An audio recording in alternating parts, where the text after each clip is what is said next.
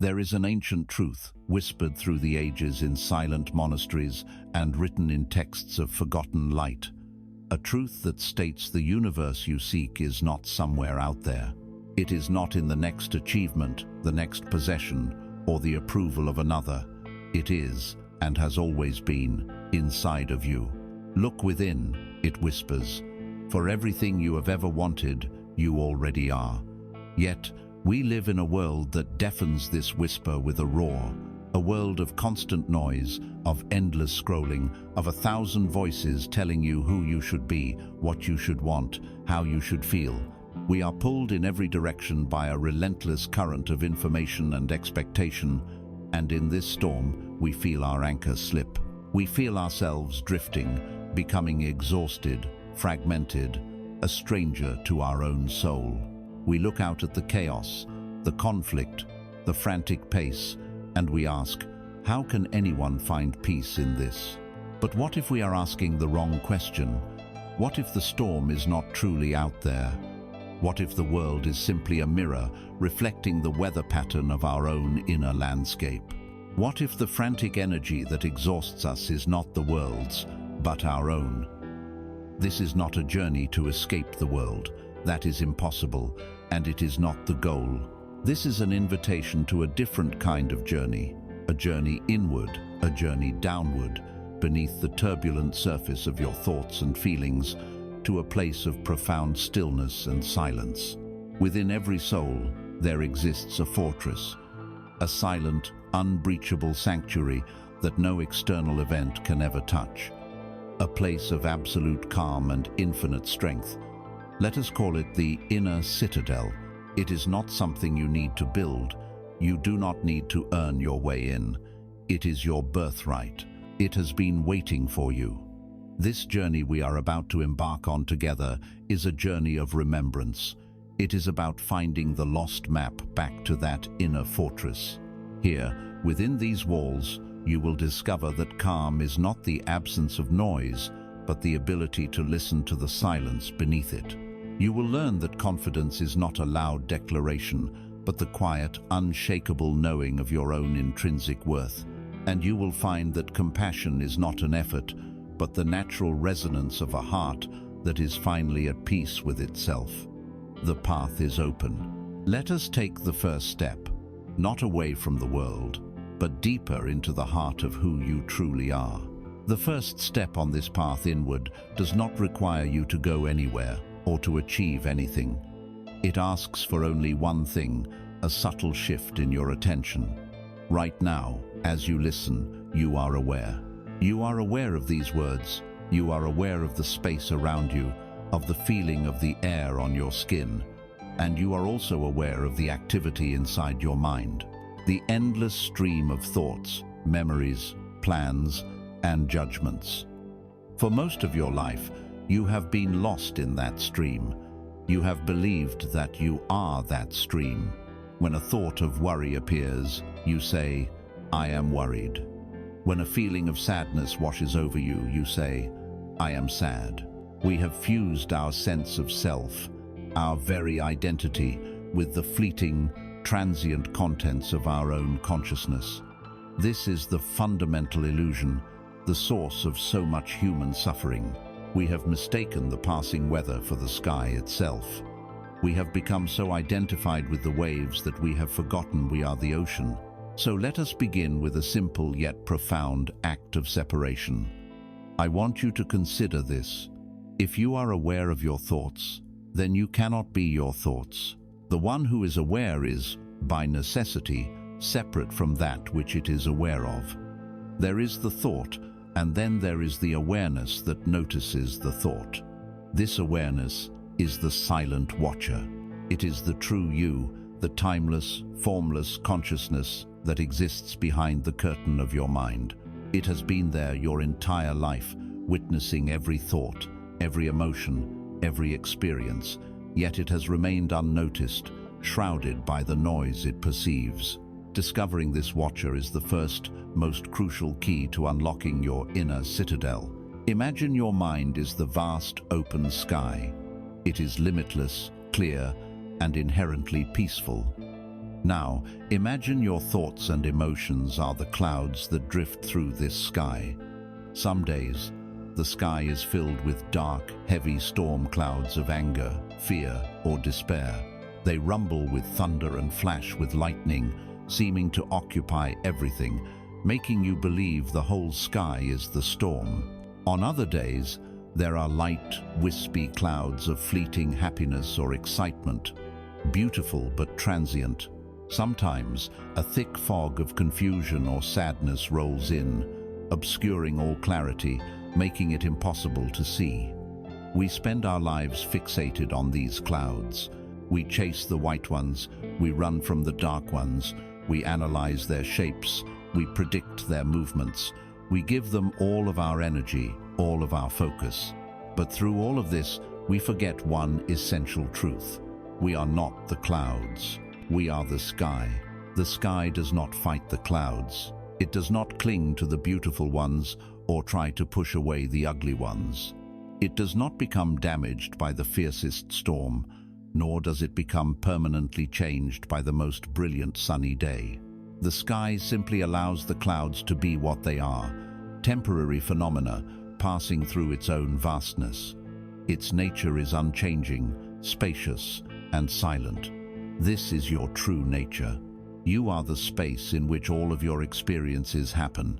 The anger you feel is a storm cloud, but it is not you. The anxiety about the future is a fog, but it is not you. The memory of a past hurt is a dark, lingering cloud, but it is not you. You are the sky-like awareness that witnesses it all without being diminished by it. To feel this is to begin your liberation. Right now, close your eyes for a moment if you can. Bring your attention inward. Notice the thoughts that are moving through your mind. Do not try to stop them. Do not judge them as good or bad. Simply notice them as if you were a scientist observing a natural phenomenon. A thought about work, a memory of yesterday, a worry about tomorrow.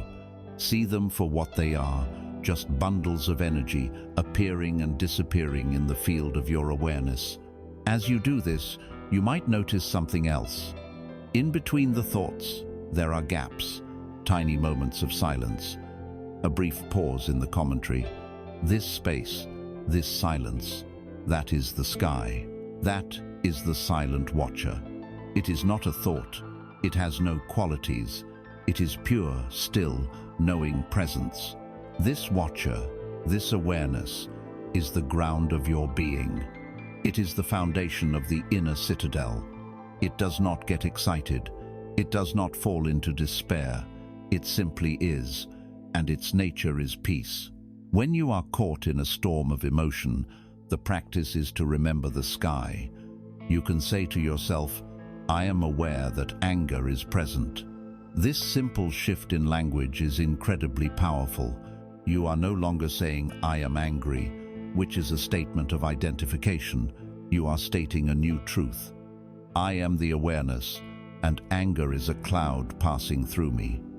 You create a space between you and the feeling. In this space, the feeling loses its power over you. It can no longer possess you. You can feel its energy. You can honor its message without becoming its victim. You can let the storm rage, knowing that you are the vast, untouchable sky in which the storm is happening. This is not a one-time realization, but a moment-to-moment practice. It is the practice of disidentification, the practice of stepping back from the drama of the mind and resting in the silent seat of the observer.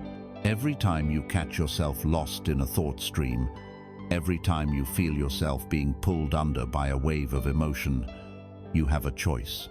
You can continue to be lost, or you can gently, without judgment, step back. You can remember who you truly are, the silent watcher within, the ever-present peaceful sky. This is the bedrock of calm. It is not a fragile calm that depends on the world being quiet. It is an unshakable calm, rooted in the understanding that you are the stillness that perceives the noise. You are the silence that holds the sound. As we stand firmly on this new ground of being, this silent, watchful presence, we can now turn our attention to the nature of the clouds themselves. We can begin to understand the ceaseless flow of that which we observe, the river of thought. Having discovered the silent, watchful sky of your own being, we now turn our gaze from the container to the content. We look directly at the ceaseless activity of the mind itself. If your pure awareness is the vast, open sky, then the thinking mind can be seen as a great, powerful river flowing through the landscape of your consciousness. It has been flowing since the day you were born, and it will continue to flow until your last breath. Its nature is to move, to create, to comment, to analyze, to remember, to project. To ask the river of thought to stop flowing is to ask the heart to stop beating. It is a futile and exhausting battle against your own nature. For centuries, we have been taught to control the mind, to tame it, to silence it. This approach comes from a place of misunderstanding, a belief that the mind is an enemy that must be conquered. This struggle is the source of immense frustration. You sit down to find peace, and you are met with a torrent of noise.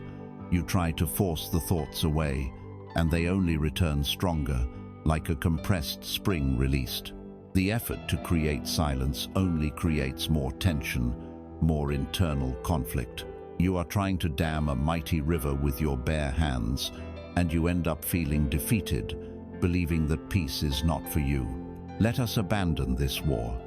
The path to peace does not lie in stopping the river, but in changing your relationship to it. The great error has been to believe that you must be in the river. When you identify with your thoughts, you have jumped from the safety of the riverbank into the powerful, unpredictable current. Suddenly, you are at its mercy. When the river is calm and clear, a gentle stream of pleasant thoughts, you feel happy and at ease. But the river is rarely like this for long. Soon, it swells into a muddy, raging torrent of anxiety, of obsessive planning, of replaying past hurts. You are swept along, tumbling head over heels in the current, crashing into the sharp rocks of self-criticism and fear. You are pulled into the dizzying whirlpools of circular thinking, where the same worries repeat themselves endlessly. When you are in the water, the river is your entire reality. You cannot see the shore. You cannot see the sky. All you know is the struggle, the desperate attempt to keep your head above water. This is the state of the unenlightened mind, a state of being constantly carried away by a stream of involuntary thinking. The practice, then, is simple in its instruction, though it requires gentle persistence. You must learn to sit on the riverbank. The silent watcher that you have discovered is the part of you that is already on the bank. It is the solid ground of presence, of pure awareness. From the riverbank, your perspective changes completely. You can still see the river. You can see its power, its turbulence, its beauty, and its danger. You can watch the logs of old memories float by. You can see the murky currents of fear. You can hear the roar of its rapids. But you are not in it. You are not being thrown against the rocks. You are safe, stable, and at peace. You are an observer of the river, not its prisoner. This is the ultimate freedom. So how do we do this? How do we move from being the swimmer to being the observer on the bank? It begins with the simple act of noticing. When a thought arises in your mind, instead of immediately grabbing onto it and following it downstream, you simply acknowledge its presence. Ah, a thought. You can label it gently in your mind: planning, worrying, judging, remembering. This act of labeling is not an analysis. It is a simple recognition that creates a tiny buffer of space. It is a reminder that you are here, on the bank, and the thought is there, in the river. You watch it emerge from upstream. You watch it float past you, and you watch it disappear downstream. You do not engage with it. You do not climb onto the log and float away with it. You remain seated on the firm ground of your awareness. Of course, the pull of the current is strong. The habit of a lifetime of jumping into the river is deeply ingrained. You will find yourself, time and time again, suddenly realizing you are soaked, back in the middle of the torrent, lost in a long chain of thought. This is not a failure, it is a crucial part of the process. The moment you realize, "I am lost in thought," is a moment of awakening. In that instant, the watcher has re-emerged. You have remembered the riverbank, and in that moment, without any anger or self-criticism, you gently guide yourself back to the shore. You sit down again, you take a breath, and you resume your post as the calm, detached observer. The practice is not about never falling in. It is about reducing the time it takes to realize you have fallen in and returning to the bank more and more quickly, more and more gently. As you continue this practice, you will notice the character of the river itself begins to change.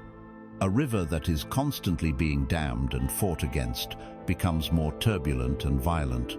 A river that is allowed to flow, that is observed with non-judgmental awareness, naturally begins to find a calmer, more coherent path. The frantic energy of the mind begins to settle, not because you forced it to, but because you stopped feeding it with your resistance and identification. You learn to find the profound peace that exists not in an empty mind, but in a mind that is observed from a place of stillness. The river can be flowing with thoughts of chaos, but if you are seated firmly on the bank, you remain in a state of deep calm. Your inner peace is no longer conditional on the state of your mind. It is rooted in the unshakable ground of your being. We have found our stable ground on the riverbank, observing the natural, ceaseless flow of thought. We have learned not to fight the current, but to watch it from a place of safety. But what happens when the weather turns? What happens when a sudden, violent flash flood of pure emotion causes the river to swell, to overflow its banks, threatening to wash away the very ground on which we sit? To face this, we need more than just a stable seat. We must learn how to drop a heavy, unmovable anchor that can hold us steady even in the most ferocious storm. You have learned to sit on the riverbank, to watch the endless flow of thought without being swept away. This is the foundation of inner peace, but there are times when the river of thought swells beyond its banks. A sudden, intense emotion erupts, and what was once a river becomes a raging sea, a storm of anger, a tidal wave of grief, a hurricane of fear. In these moments, simply watching from the bank is not enough, because the floodwaters rise to consume the very ground you stand on. Your body is seized, your breath becomes shallow, your mind is a howling wind of catastrophic stories. This is the experience of being emotionally hijacked. We have been taught two ways to deal with such a storm: suppression or surrender. We either try to pretend the storm isn't happening, forcing the energy down into the dark depths of our being, or we are thrown from our vessel completely, acting out the emotion in ways that cause harm to ourselves and others. There is a third way. It is not to fight the storm, nor to be drowned by it. It is to drop anchor and ride it out. First, we must understand the nature of emotion. The word itself gives us a clue. Motion, energy in motion. An emotion, at its most fundamental level, is a purely physical phenomenon. It is a cascade of chemical reactions, a wave of energy moving through the body. It is not good or bad, it simply is. The heat of anger that rises in your chest, the hollow ache of sadness in your gut, the vibrating hum of anxiety in your limbs, these are physical sensations. The suffering we associate with them does not come from the energy itself. It comes from two things: the story our mind tells us about the energy, and our deep-seated resistance to feeling it. When you resist feeling an emotion, you are trying to hold a powerful force of nature at bay. It is like trying to hold a beach ball underwater. It takes tremendous, exhausting effort, and the moment your concentration wavers, the ball shoots to the surface with explosive, unpredictable force. This is why suppressed emotions often erupt in disproportionate ways. The energy must go somewhere. The third way is to allow the energy to move through you without resistance. while remaining firmly grounded in your own being. Imagine your consciousness, your silent watcher, is a small but sturdy boat on the vast sea of your inner life. Most of the time, the sea is manageable, with gentle swells and predictable currents. But a powerful emotion is a storm that appears on the horizon with terrifying speed. The sky darkens. The wind begins to howl. This is the voice of the mind, the story maker, screaming, "This is unbearable, I can't handle this, this will destroy me." The waves begin to rise, immense and powerful. These are the raw physical sensations of the emotion crashing over the deck of your boat. In this chaos, the untrained mariner panics. They lose their orientation. They are tossed about so violently that they can no longer tell the sky from the sea. Their entire reality becomes the storm. They fear the boat will be smashed to pieces, that they will be consumed by the waves. This fear is what leads to the panicked reactions of suppression or uncontrolled outbursts. But the wise mariner knows the secret. They know that no matter how violent the surface of the sea becomes, the seabed deep below is always perfectly still and calm. Their task is not to control the waves, but to connect their boat to the stillness of the deep. They do this by dropping anchor. Your breath is your anchor. It is the one thing that is always with you, always happening in the present moment. It is the heavy, reliable chain that connects your boat of awareness to the profound stillness of the seabed, which is the ground of your being. The practice of anchoring is the art of turning your attention away from the howling wind of your thoughts and the crashing waves of your feelings, and placing it entirely on the physical sensation of the anchor line, your breath. Feel the simple physical reality of it, the cool air entering your nostrils, the rise of your chest and belly as you inhale, the gentle fall as you exhale. This act does not stop the storm. This is crucial to understand. The wind will still howl. The waves will still crash against the hull of your boat. But you are no longer adrift. You are no longer at the mercy of the storm's power. The anchor holds you steady. It keeps you oriented. It allows you to be with the immense energy of the storm without being capsized by it. You are experiencing the storm fully, yet you are not lost in it. You are rooted in a deeper reality, a deeper stillness. This is a practice you can use in the very moment you feel a storm brewing. The moment you notice the heat of anger or the cold grip of fear, begin the process. First, acknowledge the storm without judgment. Ah, the storm of fear has arrived. Give it a name. This simple act of naming separates you from it. You are the one who is noticing the storm, therefore you are not the storm. Second, shift your attention from the story in your head to the raw energy in your body. Where is it? Is it a tightness in your throat, a clenching in your fists, a hollowness in your stomach? Be curious. Approach it like a scientist.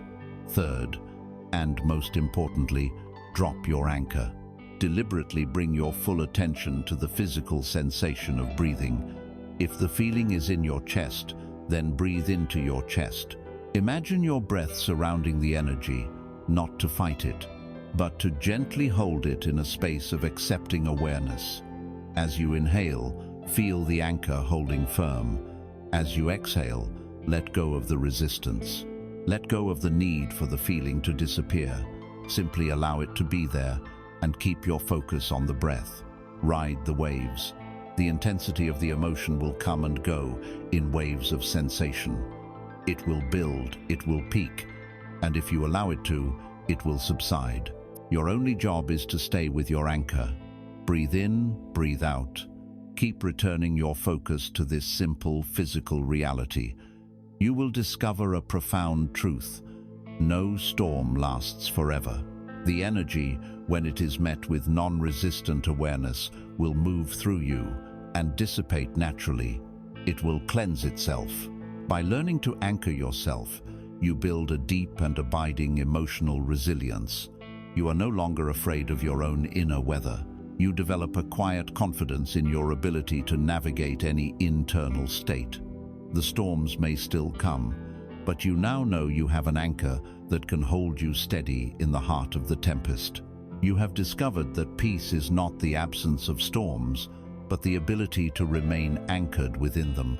This newfound stability gives us the solid ground needed to explore the very nature of time itself, and to reclaim our power from the ghosts of the past and the phantoms of the future. We are now ready to understand the only true currency of our existence, the power of presence. Having learned to drop anchor in the storm of emotion, we have discovered a profound secret. The anchor, our breath, holds us steady not just because of its rhythm, but because of its location. The breath is always, and can only ever be, in the present moment. It does not exist in yesterday or tomorrow. By focusing on it, we are pulled from the turbulent waters of psychological time, the regretful past, and the anxious future, and placed firmly on the dry land of the now. It is from this stable ground that all true power and peace arise. For most of our lives, we have been unwitting time travelers, our consciousness constantly hijacked by a mind that refuses to be where our body is. We have become ghosts in our own lives, and we have paid a terrible price. The greatest theft is not of our possessions, but of our presence. Consider the two realms where the mind loves to dwell. The first is the past. The past is a ghost town. Its streets are lined with memories, some beautiful, some painful. The mind loves to wander these streets. It revisits old conversations, relitigating what should have been said. It reopens old wounds, feeling the sting of betrayals as if they were happening today. It basks in the fading light of past glories, trying to recapture a feeling that is long gone. We walk these phantom streets, forgetting that no one lives there anymore. The buildings are empty. The events are over. It is a museum of what was, and while a brief visit can be instructive, living there is a form of self-imprisonment. Every moment spent in the ghost town of the past is a moment stolen from the vitality of the present. You are pouring your life force into a memory, feeding a ghost, while your real life starves for your attention. The second realm is the future. The future is a land of mirages and phantoms. It is a vast desert of what-ifs. The mind projects endless scenarios onto this blank screen. It builds elaborate fantasies of success and equally elaborate nightmares of failure. It lives in a state of perpetual rehearsal for moments that may never come, or which will be completely different from how we imagined them. This is the realm of anxiety. Anxiety is not a response to what is happening. It is a response to what we imagine might happen. We suffer 1,000 times in our minds for tragedies that never occur in reality. We exhaust ourselves preparing for battles that will never be fought. When the future does arrive, it never arrives as the future. It always arrives as a present moment. And if we have trained our minds to live always in the next moment, we will miss it when it comes. We are living on the promissory note of a tomorrow that never pays, ignoring the treasure buried right under our feet. Let us now introduce a new metaphor. Think of your attention, your presence, as the only true currency you possess. It is the gold of your consciousness. Each morning you awaken, you are given a fresh supply of this priceless currency. The question is, how do you spend it? Every time you drift into regret, you are paying the ghosts of the past for the privilege of suffering again. Every time you get lost in worry, you are paying the phantoms of the future for a dose of anxiety. We squander this precious finite resource on things that have no reality, no substance. We give our gold away to phantoms and ghosts, and then wonder why our present life feels so impoverished, so lacking in richness and vitality. Life is only ever happening in one place, right here, right now. The present moment is the only place where anything can be felt, created, or experienced. It is the only point of access you have to your own power. To invest your currency of attention in the now is to invest in reality itself. To bring your full, undivided attention to the simple act of drinking a cup of tea is to truly taste it. To listen to another person with your entire being, free from the mental chatter of what you will say next, is to create a space of true connection. To feel the sensation of water on your skin in the shower, or the feeling of your feet on the ground as you walk, is to inhabit your life instead of just thinking about it. This is not a loss of currency. This is an investment that pays unimaginable dividends in peace, clarity, and richness of experience. It is the act of reclaiming your life from the thieves of psychological time. The great secret is that the now is not just a fleeting moment in time. It is a gateway into a deeper dimension of existence. It is the doorway to the inner citadel. So how do we enter this doorway, especially when the pull of the past and future is so strong?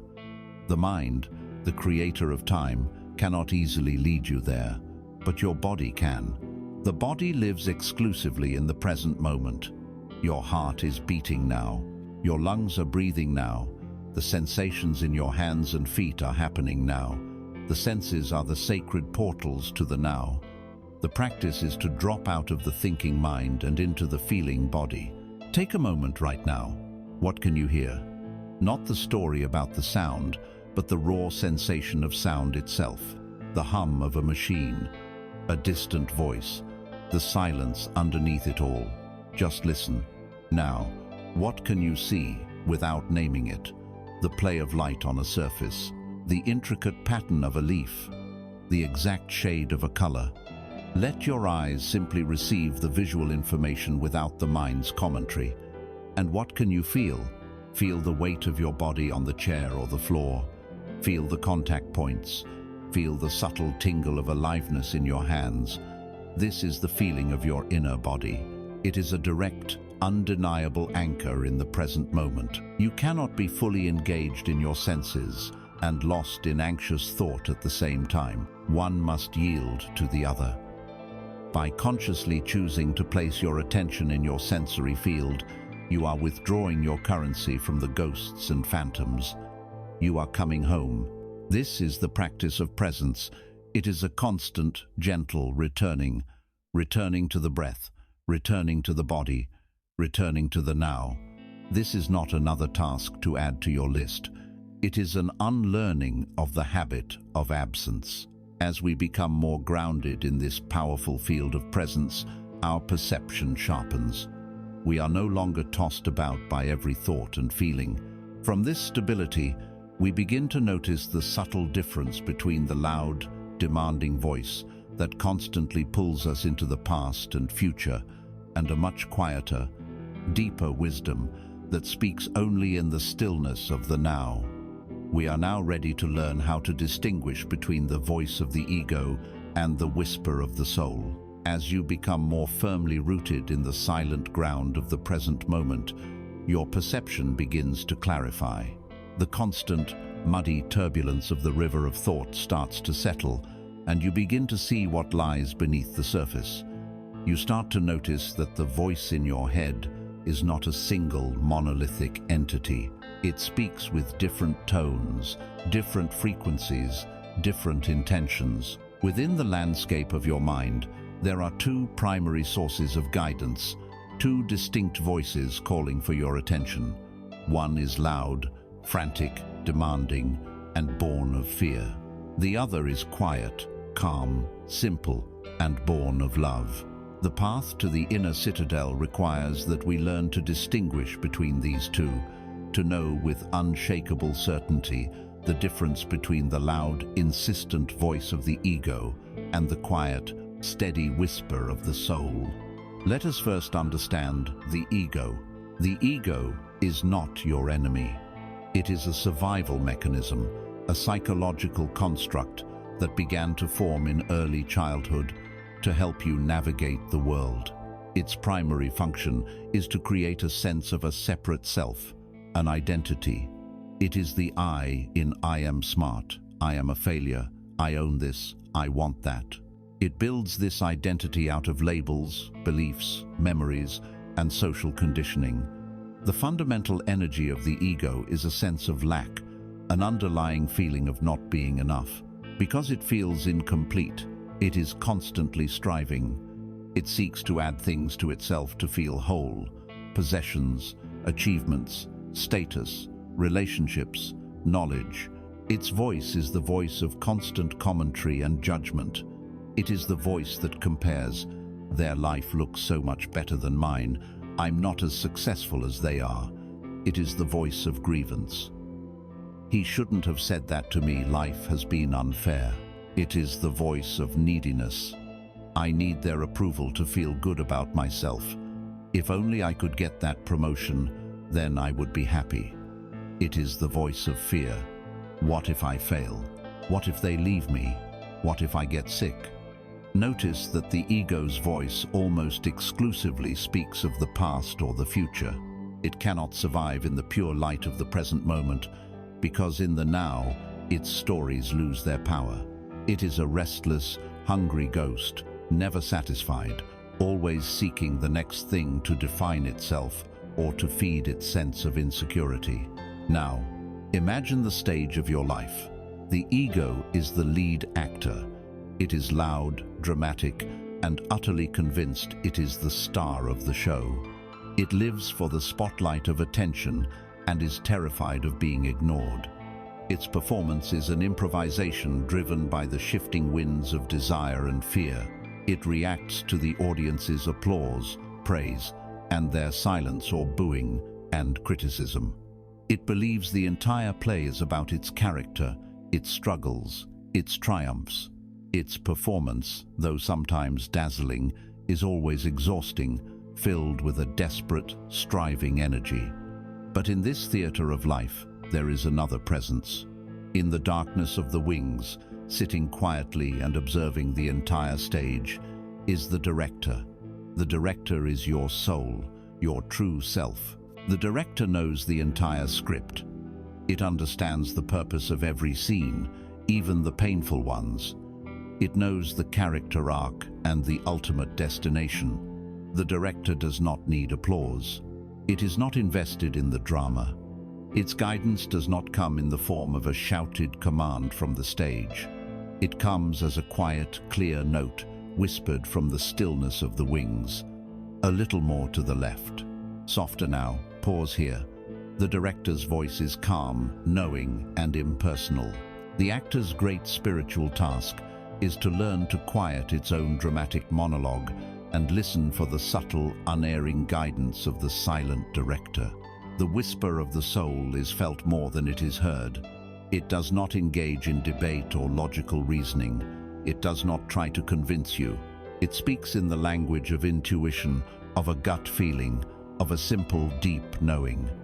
When the ego screams 1,000 fearful what-ifs, the soul whispers a single, calm, this way. The ego's solutions are always complex, involving manipulation, control, and strategy. The soul's guidance is always simple. It doesn't give you a 10-step plan to get to the other side of the forest. It simply illuminates the very next step at your feet.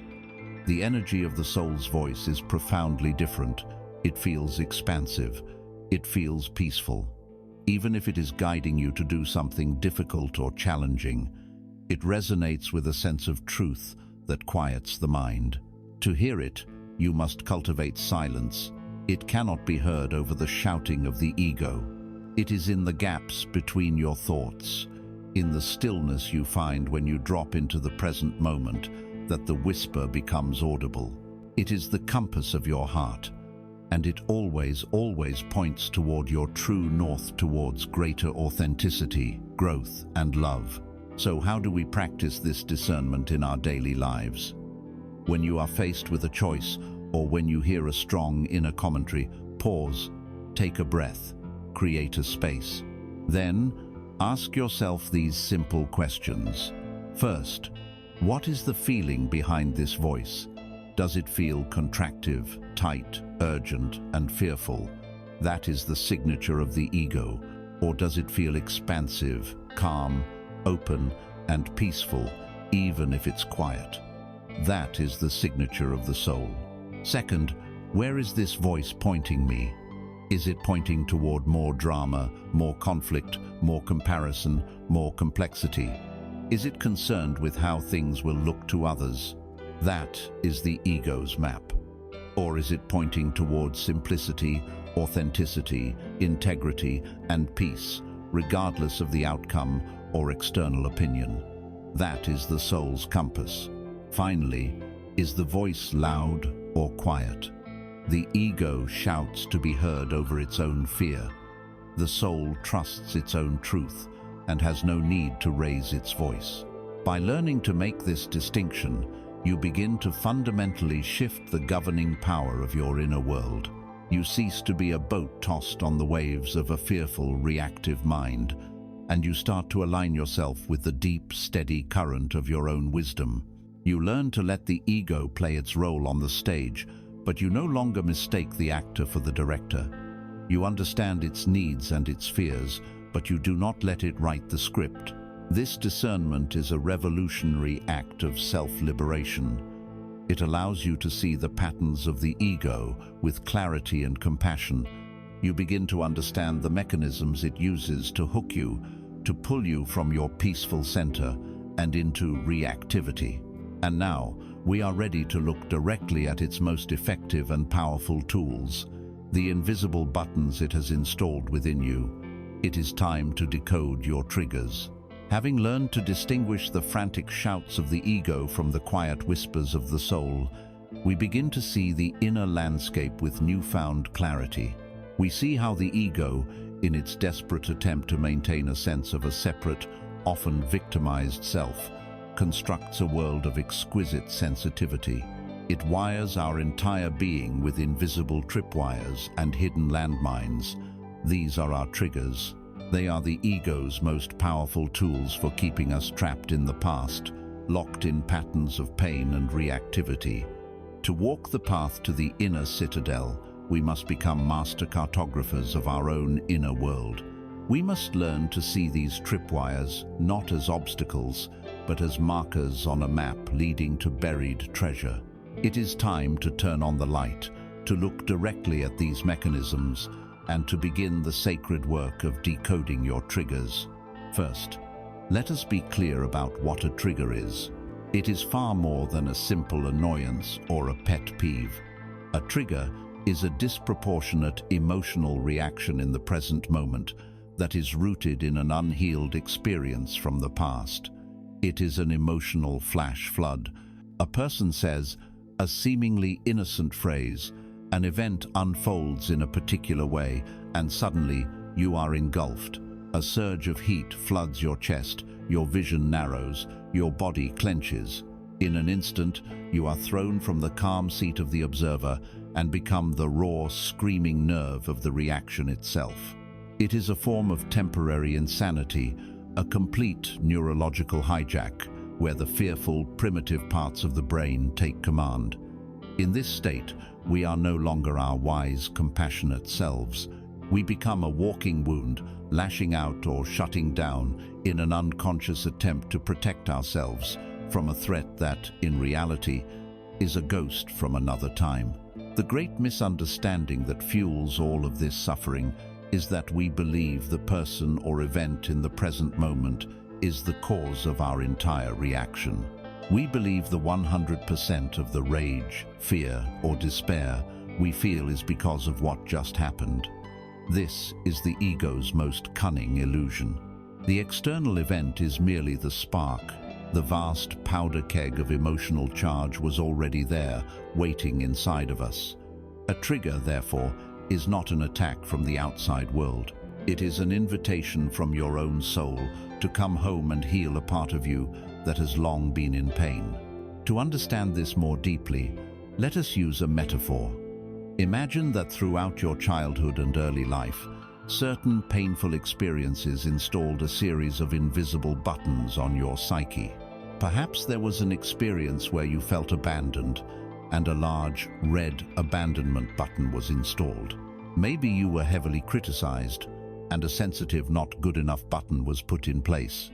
Perhaps you felt controlled, unheard, or unseen, and each of these experiences created its own corresponding button, wired directly to your emotional core, charged with the full voltage of that original pain. For years, these buttons may lie dormant.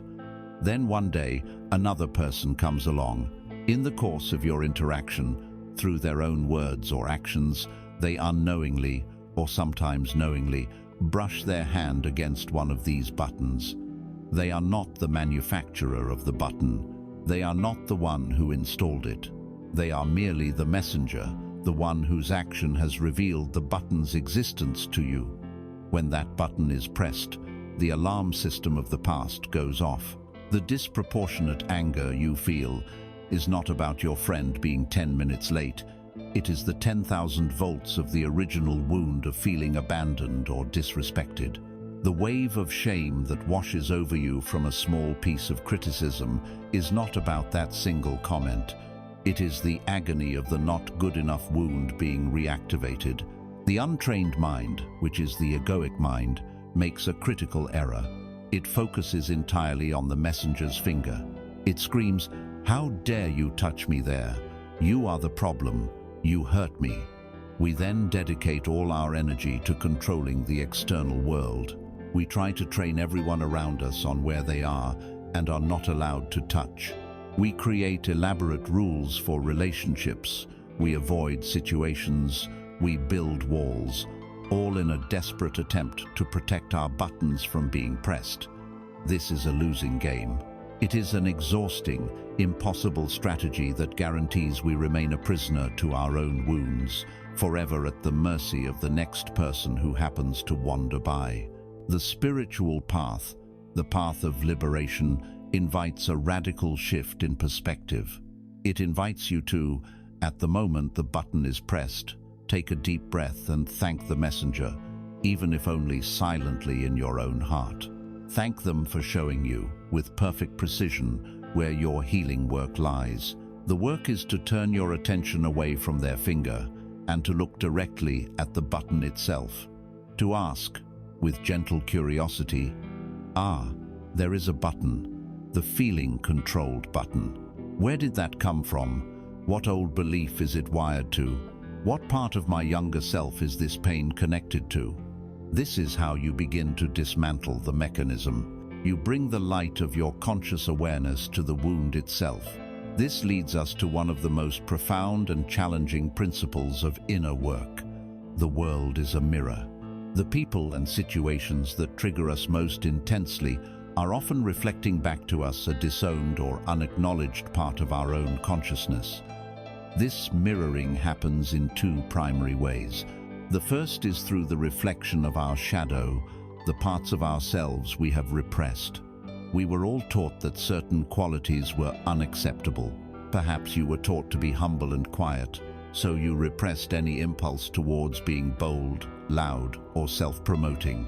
Now, as an adult, you find yourself intensely irritated by arrogant, boastful people. Their freedom to express a quality you were forced to disown chafes against the bars of your own self-imposed cage. Their expression highlights your own lack of wholeness, or perhaps you were raised to be relentlessly responsible and hard-working. You find yourself triggered by people you perceive as lazy or undisciplined. Their ability to rest, to simply be without doing, mirrors a capacity for relaxation that you have denied yourself, and it infuriates you. The trigger is a signpost pointing to a part of you that is longing to be integrated. The second form of mirroring is more direct. We are often triggered by the very flaws in others that we refuse to acknowledge in ourselves. A person who is highly judgmental of others may be completely blind to their own critical nature, yet they will be the first to be outraged when they perceive judgment from someone else. The ego, in its attempt to maintain a pure self-image, projects its own darkness onto the screen of the world. It says, "I am not angry. You are the angry one." It says, "I am not selfish. They are the selfish ones." This projection allows the ego to remain the victim, the righteous one. The work here requires radical honesty. Think of a person who consistently triggers you. Name the specific quality that irritates you the most. Is it their arrogance, their insecurity, their need for control, their messiness? Now, take a deep breath and ask your soul the terrifyingly honest question, where am I also like that? Where, even in a much smaller or more subtle way, do you exhibit this same trait? Look for it. Be a detective. If you cannot find the direct trait, ask the second question. Where in my life do I desperately wish I had more permission to be like that? The answers to these questions are a direct path to reclaiming the lost fragments of your psyche. The trigger is a map home to your own wholeness. Understanding this intellectually is one thing. Changing the pattern in the heat of the moment is another. This requires us to move from unconscious reactivity to conscious response.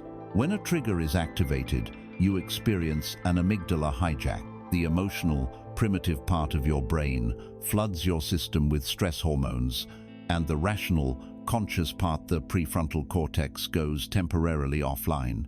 This is why we say and do things we later regret. We are not in our right mind. The antidote to this hijack is to deliberately create a space between the stimulus and our reaction. This space is the sacred pause. It is the birthplace of freedom, choice, and wisdom. This pause might only be a single second long, but in that second, the entire universe changes. The practice begins in the body. The moment you feel the telltale signs of a trigger, the heat in your face, the clenching in your stomach, the tension in your jaw, your first job is not to think, speak, or act. Your first job is to feel. Drop your attention out of the story in your head and anchor it directly into the raw physical sensations in your body. Breathe into the fire. This is the practice of anchoring in the storm, and it is your first line of defense. By focusing on the physical energy, you stop feeding the mental story that is fueling the fire. The second step, in the space created by the breath, is to silently name what is happening. This is the feeling of being ignored. The "I'm not being respected" program is now running. This simple act of labeling begins to bring your rational mind back online. It creates separation. You are no longer the raw emotion. You are the awareness that is noticing the emotion. The third step is to gently question the ego's story. The ego will be screaming that the other person is a monster and you are a complete victim. In the sacred pause, you can introduce a sliver of doubt. Is it 100% true that they are intentionally trying to hurt me? Is it possible that their action is about them and my reaction is about me? Is this feeling familiar? Have I felt this way before, long ago? From this place of relative calm, you are no longer a puppet of your past. You can now choose a conscious response. A response might be to set a clear boundary. It might be to ask a clarifying question. It might be to walk away. Or it might be to say nothing at all, recognizing that the entire event was an internal storm that required no external action.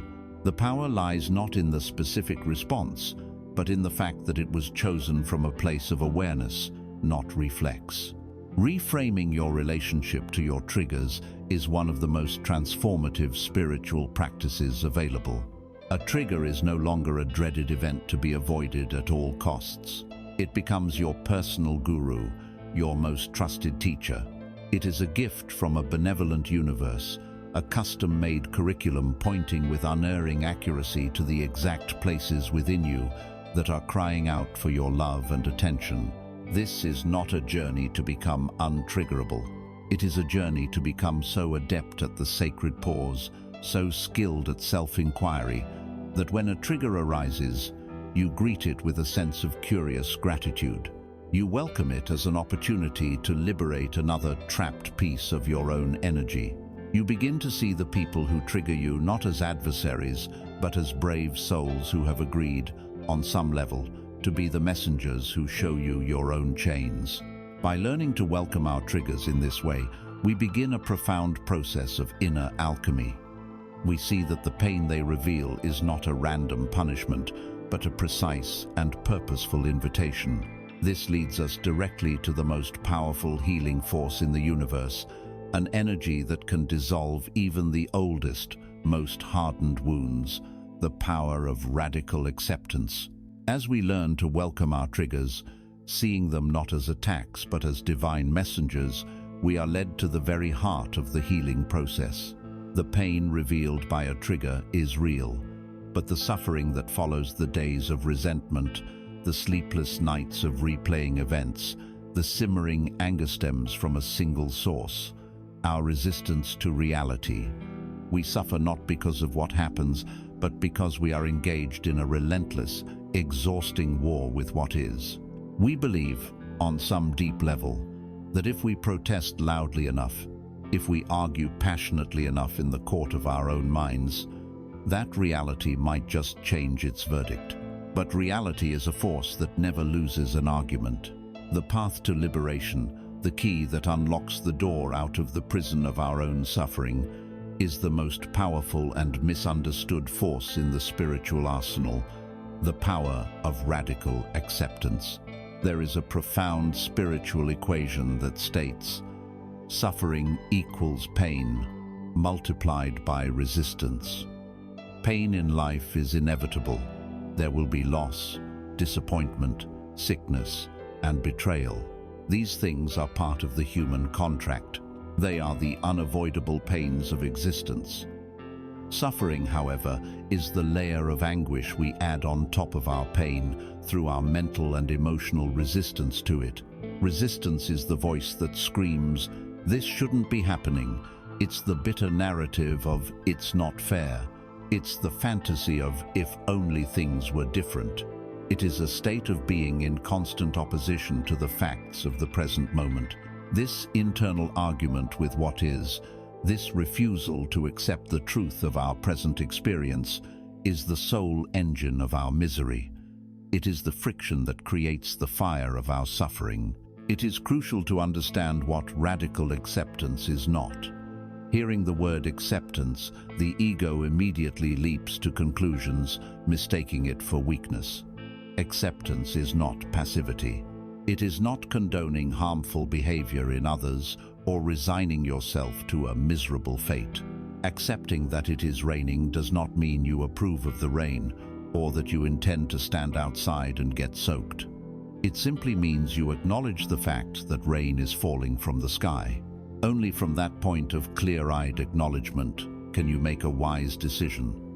To get an umbrella, to stay indoors, to change your plans, to deny that it is raining, to stand outside shaking your fist at the clouds and shouting that it should be sunny, changes nothing about the weather. It only makes you angry and wet. Similarly, acceptance is not giving up. It is the absolute opposite. It is the act of giving up the losing strategy, the futile battle, so you can reclaim all the energy you were wasting and apply it to what is actually possible. It is the ultimate source of personal power. Radical acceptance, then, is the courageous, non-judgmental acknowledgement of life as it is. It is saying a simple, profound yes to the reality of this moment, whether it is pleasant or painful. It is looking at the hand of cards you have been dealt in, your health, your finances, your relationships. In this very instant, and instead of complaining about the cards, you look at them clearly and say, "Okay, this is my hand. Now, how do I play it?" Imagine that the flow of life, the unfolding of reality, is a massive, powerful waterfall. It is a force of nature, unstoppable and impersonal. For most of our lives, our resistance to what is the equivalent of trying to swim up this waterfall. We fight against the immense, crushing weight of the present moment with all our might. We believe our struggle is noble, that our effort will somehow reverse the flow. But what is the result? We are battered against the rocks of our own shoulds and should nots. We are held underwater by the sheer force of what is actually happening. We make no upward progress. We only become exhausted, bruised, and filled with despair, all while cursing the waterfall for its power. This is the state of non-acceptance. It is a violent and utterly futile struggle against the entire universe. Radical acceptance is the moment of profound wisdom when the exhausted swimmer finally realizes the insanity of their struggle. It is the moment they stop fighting. They take a breath, turn around, and allow the powerful current of the waterfall to carry them. In that moment of surrender to the flow, everything changes. This is not a passive defeat. It is a deeply intelligent maneuver. Once you are no longer fighting the current, once you are aligned with the direction of reality, you can begin to steer. You can use the river's own immense energy to guide yourself. You can navigate around the most dangerous rocks. You can aim for a calmer pool along the shore. You can rest on a floating log. You move from being a victim of the waterfall to being a masterful navigator of the river. Power is never found in opposition to life. It is found in conscious alignment with it. We can practice this radical acceptance in 3 key dimensions of our lives. The first is accepting the external world. This means accepting situations, events, and other people exactly as they are in this moment, not as you wish them to be. Your flight has been cancelled. Your boss is in a bad mood. A pandemic has changed the world. You can spend your energy raging against these facts, creating immense stress and changing nothing, or you can take a breath and say, "This is the situation. Given this reality, what is my wisest next step?" The second dimension is accepting our internal world. This is the acceptance of your own thoughts and feelings without judgment, as we have explored. It is to say, sadness is present, or there is a great deal of fear in my body right now. It is allowing the inner weather to be what it is, knowing that you are the vast, untouchable sky. You stop fighting your own feelings, and in doing so, you allow them to move, to process, and to pass. The third dimension, and often the most difficult, is the radical acceptance of the past. The mind can remain trapped for a lifetime in the prison of history, endlessly replaying what happened, wishing it could be changed. This is the very definition of hell. Radical acceptance of the past means letting go of the hope for a better yesterday. It is the courageous act of looking back and accepting completely and totally that what happened, happened. It cannot be undone. This does not mean you condone what happened. It does not mean you forget it or that it was okay. It simply means you are choosing to stop drinking the poison of resentment and regret. You are unchaining yourself from a corpse. By fully accepting the reality of the past, you reclaim all of the life force that was tied up in fighting it, and you bring that power back to the only place where life can be lived, right here, right now. Radical acceptance is the act of declaring peace. It is the end of the war with reality. And when the internal war ends, a deep and profound peace naturally arises. This peace, born of acceptance, is the very bedrock of the inner citadel. It is the solid, unshakable ground upon which all true calm is built. This calm, in turn, becomes the foundation for the next stage of our journey. When you are no longer wasting your precious life force fighting what is, that immense energy becomes available for conscious creation, for growth, and for connecting with the wellspring of power that resides within you. You cease to be a victim of your life, and you become its conscious and willing co-creator. With this profound piece of acceptance as our new foundation, we have completed the first great stage of our work. We have learned to calm the storms within. Now, with this reclaimed energy, we are ready to turn our attention from the foundation to the mighty structure it supports. We are ready to begin the work of uncovering our innate, unshakable confidence. With the profound peace of radical acceptance as our new foundation, a great deal of energy becomes available to us. This is the energy that was once consumed by the futile war against reality. Now, freed from that endless conflict, we find ourselves with a surplus of vitality. The default tendency of the unenlightened mind is to immediately channel this energy into a new project, perhaps the most popular and insidious project of our time, the project of self-improvement. We look at ourselves as a problem to be solved, a flawed specimen to be endlessly optimized. We read the books, we take the courses, we set the goals, all driven by a subtle, corrosive belief that who we are, right now, is not good enough. This entire paradigm, as well-intentioned as it may be, is built upon a foundation of self-rejection. And from a foundation of self-rejection, you can never ever build a lasting structure of authentic confidence. True confidence is not the result of fixing your perceived flaws. It is the natural consequence of realizing you were never broken in the first place. You are not a project to be fixed. You are a masterpiece to be discovered. This may sound like a radical idea because it runs contrary to everything we have been taught. From our earliest days, we are fed a story of insufficiency. We are measured, graded, and compared. We are given love and approval when we meet certain conditions, and it is withheld when we do not. We quickly learn that our authentic self, in its raw and spontaneous form, is perhaps not acceptable. We learn that to be loved, to be safe, to belong, we must become something else. We must be smarter, quieter, more disciplined, less emotional, more like them. This is the moment the seed of unworthiness is planted. It is the birth of the belief that there is something wrong with me. The ego, whose very survival depends on a sense of a separate, defined self, seizes upon this belief and makes it its primary occupation. The Fix Me project becomes the ego's lifelong career. It creates an endless to-do list of improvements. It tells you that you will finally be worthy when you get the promotion, when you lose the weight, when you find the perfect partner, when you conquer your anxiety. The ego turns your life into a perpetual state of becoming, a journey towards a destination of enoughness that is always on the horizon but never reached. Even when you achieve one of its goals, the feeling of satisfaction is fleeting. Why? Because the underlying premise that you are fundamentally flawed remains untouched. The finish line was a mirage.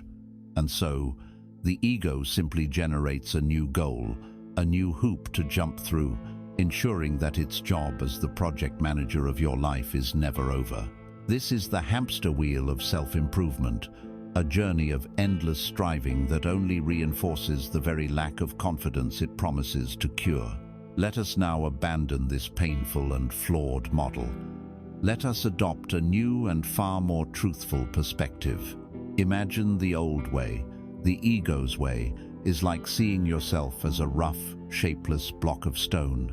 You believe you must spend your life with a hammer and chisel, sweating and struggling, violently chipping away at your own being in the desperate hope that one day you might resemble something beautiful. This is a journey of struggle, of violence against the self. Now, consider a new metaphor. You are not a rough block of stone. You are, and have always been since the moment of your conception, a perfect, magnificent marble statue sculpted into a form of unique and breathtaking beauty by the hands of life itself. You are already the masterpiece.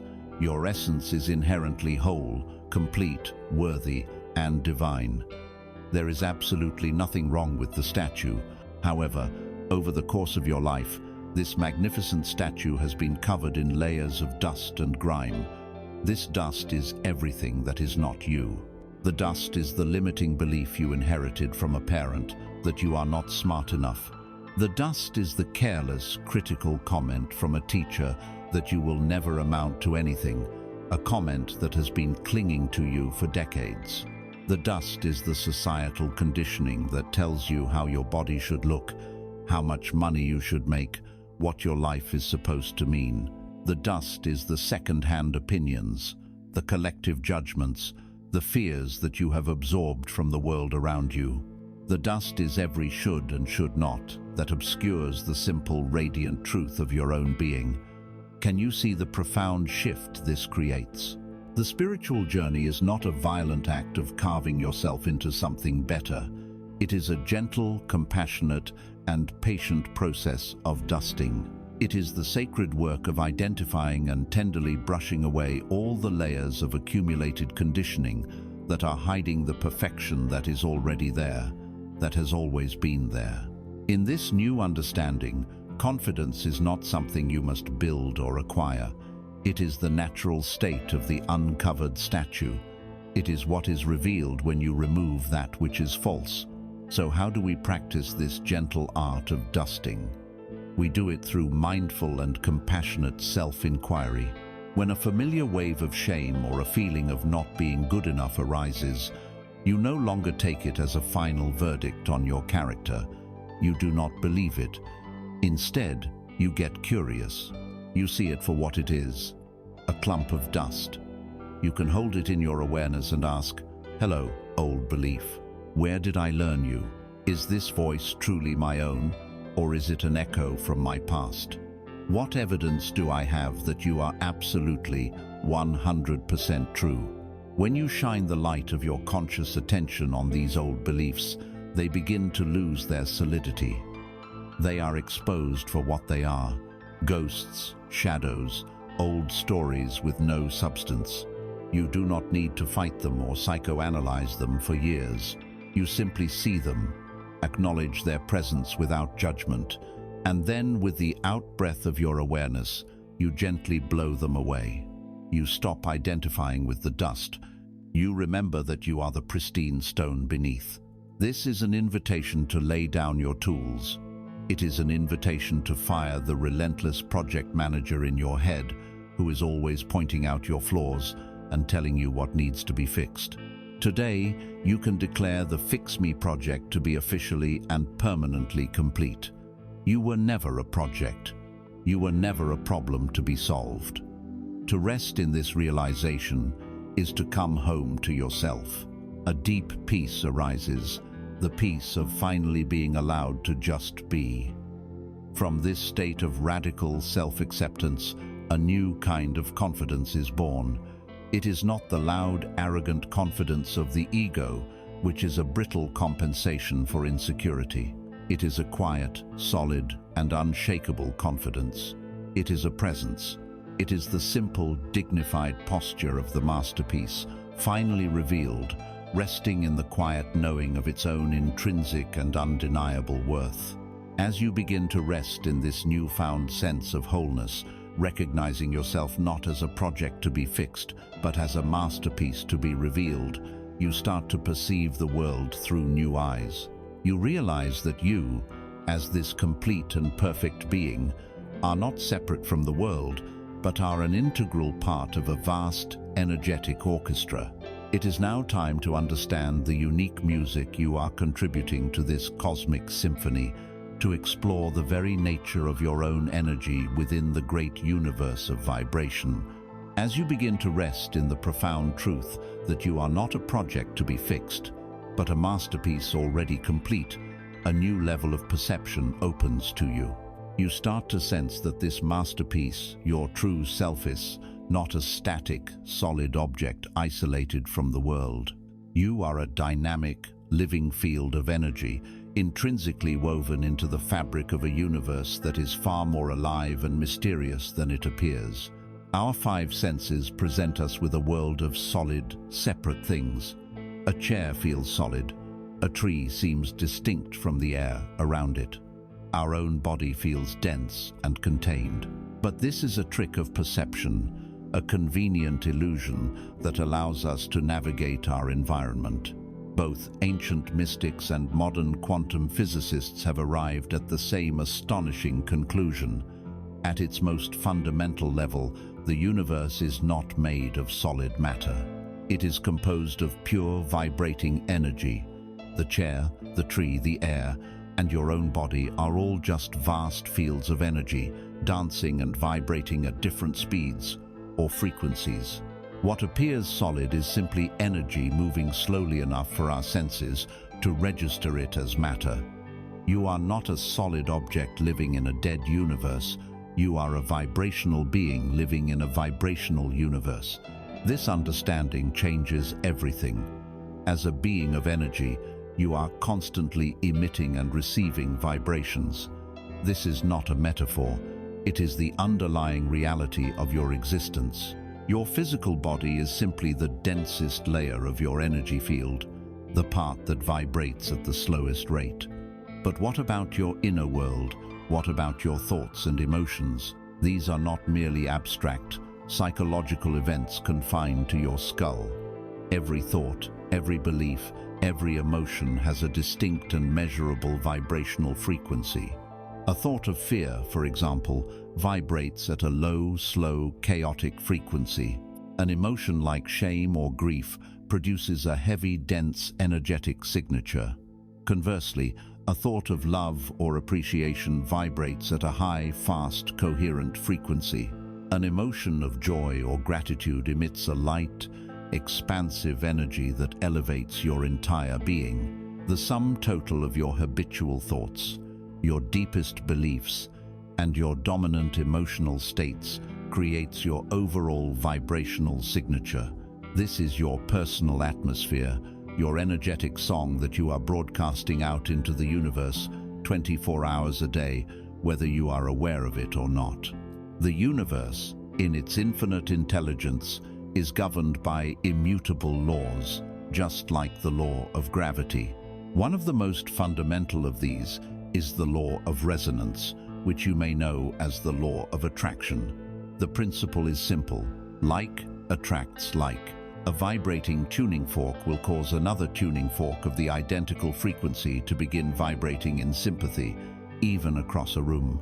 A string on a violin will resonate with the same note played on a piano. In the same way, your personal vibrational frequency acts as a powerful magnet, drawing towards you experiences, people, and circumstances that are a vibrational match. The universe does not give you what you want with your words, it gives you what you are with your vibration. To make this clearer, imagine you are a powerful, living radio transmitting tower. Your vibrational signature is the frequency you are constantly broadcasting. The universe is a cosmic radio receiver, and it can only play the stations that you are tuned to. If your broadcast is dominated by the frequency of lack thoughts like, "There's never enough money," "I'm so lonely," "Nothing ever works out for me," and the universe, by law, cannot deliver to you an experience of abundance, loving connection, or success. It would be a vibrational impossibility, like trying to listen to a peaceful classical music station while your dial is firmly set to a channel of chaotic static. The frequencies simply do not match. Instead, the universe will faithfully reflect your broadcast back to you. You will encounter situations that confirm your lack of money. You will meet people who reinforce your feelings of loneliness. You will experience events that prove to you that things never work out. This creates a powerful, self-perpetuating feedback loop. You broadcast a frequency of scarcity. You experience a reality of scarcity, which then strengthens your belief in scarcity, causing you to broadcast the frequency even more powerfully. This is how we become stuck in recurring negative life patterns, all the while believing we are merely victims of external circumstance, never realizing we are the ones broadcasting the signal that creates the experience. The path to reclaiming your power, then, is an inside job. It is not about manipulating the external world, struggling, or forcing things to happen. It is about consciously and deliberately changing your broadcast. You don't get angry at the radio and try to force it to play different music. You calmly and intentionally change the station by turning the dial. Your emotional state is your vibrational dial. The most powerful way to change your frequency is to change the way you feel right now, regardless of your external circumstances. A thought is the blueprint, but emotion is the magnetic current that draws the reality to you. It is not enough to repeat the words, "I am worthy," if your entire being is vibrating with the feeling of unworthiness. You must learn to generate the feeling of worthiness first. How do you do this? You begin with practices that immediately shift your emotional state.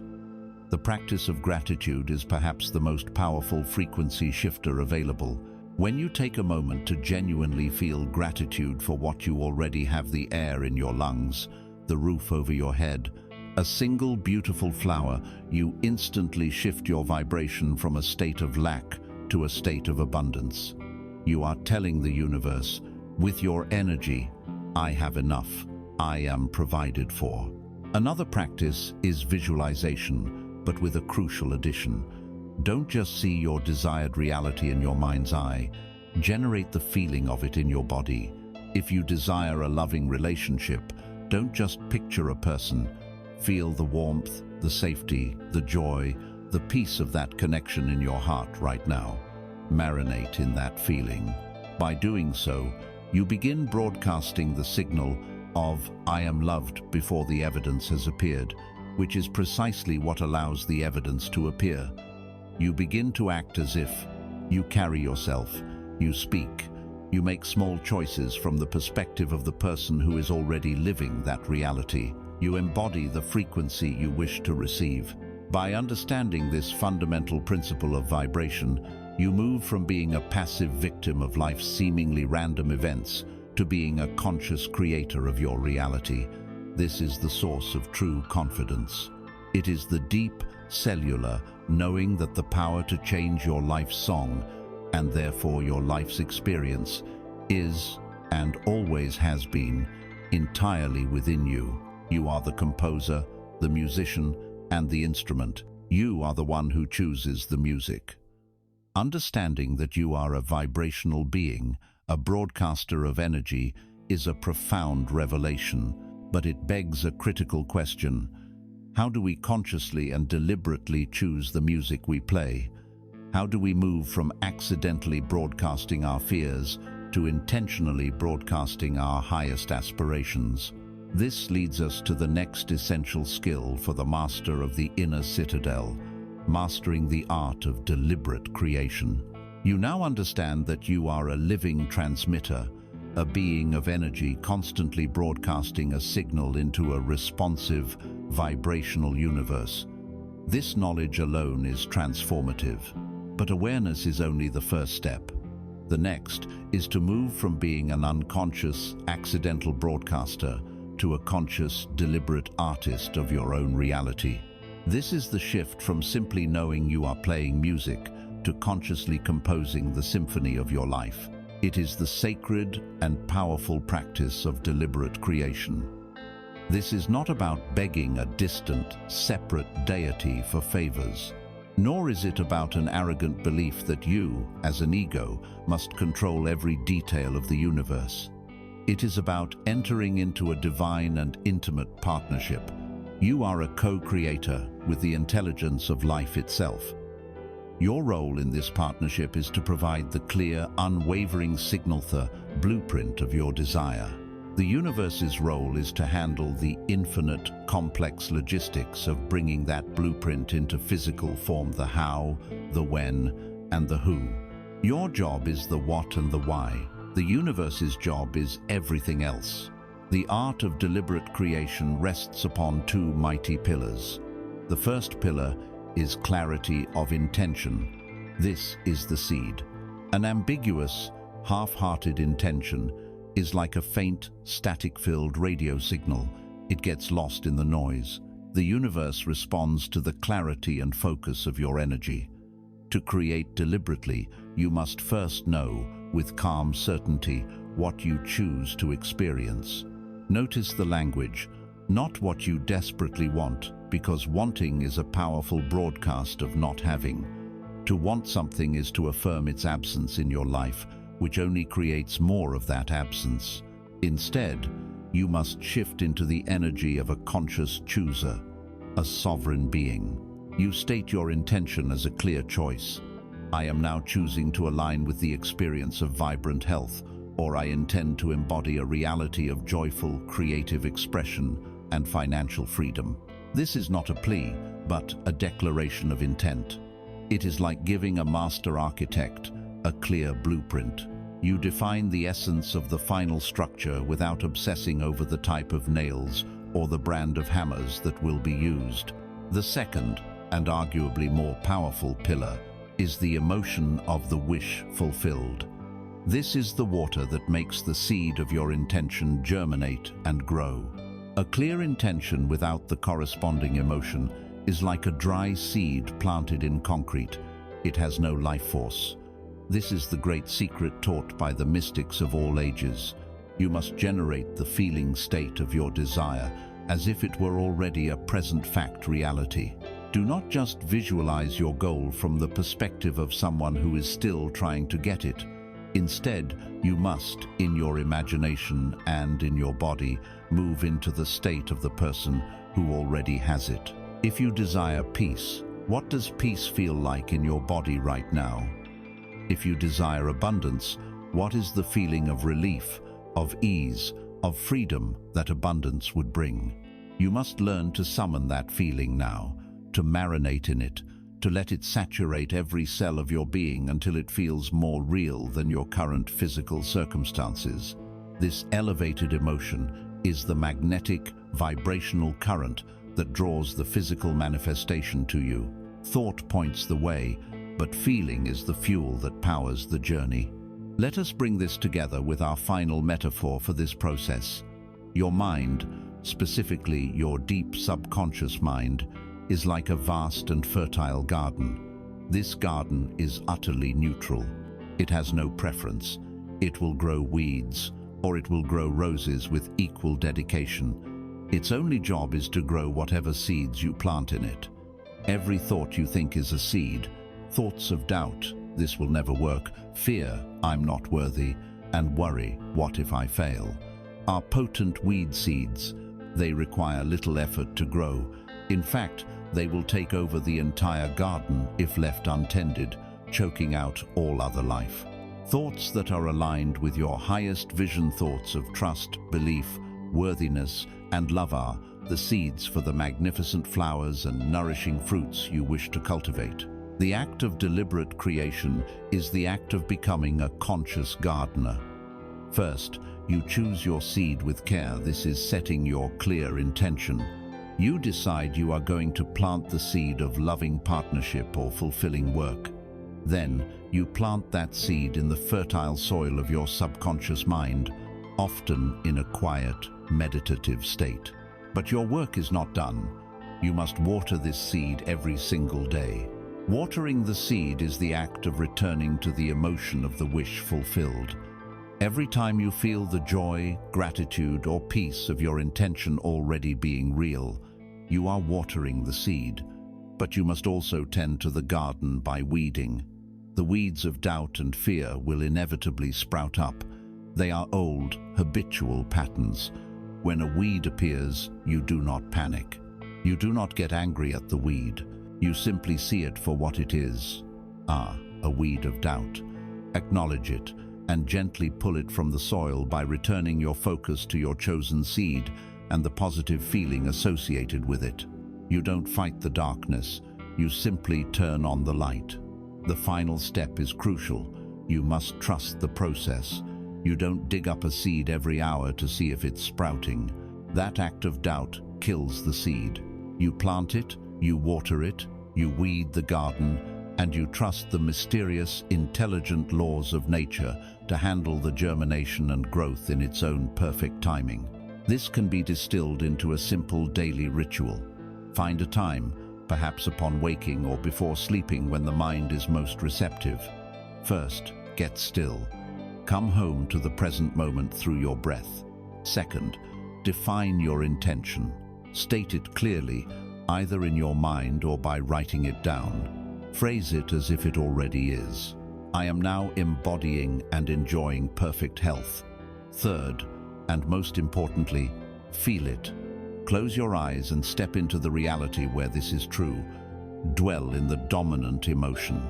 Let the feeling of gratitude, joy, or relief wash over you. Make this inner, emotional reality more solid and compelling than your outer, physical reality. Fourth, let it go. Release it. Surrender it to the greater intelligence of the universe, trusting that you have done your part. You have placed your order, and now you allow the master chef of the cosmos to prepare the meal. This is not a chore or a desperate technique to manipulate the world. It is the joy of conscious artistry. You are the artist, and your very life is your masterpiece. Your intention is your vision, and your emotions are the vibrant colors you use to bring that vision to life. To engage in this process is to build a profound confidence, not just in your own power, but in the cooperative and friendly nature of life itself. You are not struggling against a hostile universe. You are dancing with a willing partner. As you step into your power as a deliberate creator, learning to plant the seeds of your desires and trust the universal soil to nourish them, you come face to face with a new challenge.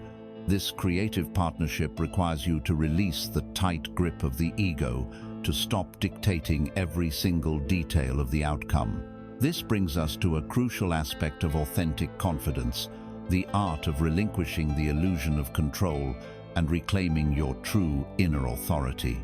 As you begin to consciously engage with the universe as a deliberate creator, planting the seeds of your intentions in the fertile soil of consciousness, you encounter a profound paradox. The very act of creation requires a simultaneous act of surrender. You must provide the clear signal of your desire, yet you must release your attachment to the specific form and timing of its arrival. This surrender is terrifying to the ego. The ego, a mechanism built for control, panics when it is asked to trust a process it cannot manage. This deep-seated fear of letting go reveals a fundamental wound within the human psyche. For most of our lives, we have abdicated our own power. We have outsourced our authority to the world around us, and in doing so, we have forgotten that we were born to be the sole sovereigns of our own inner kingdom. Reclaiming your inner authority is the centerpiece of building unshakable confidence. This crisis of authority is the default human condition. From the moment we are born, we are trained to look outside of ourselves for guidance, for rules, for validation.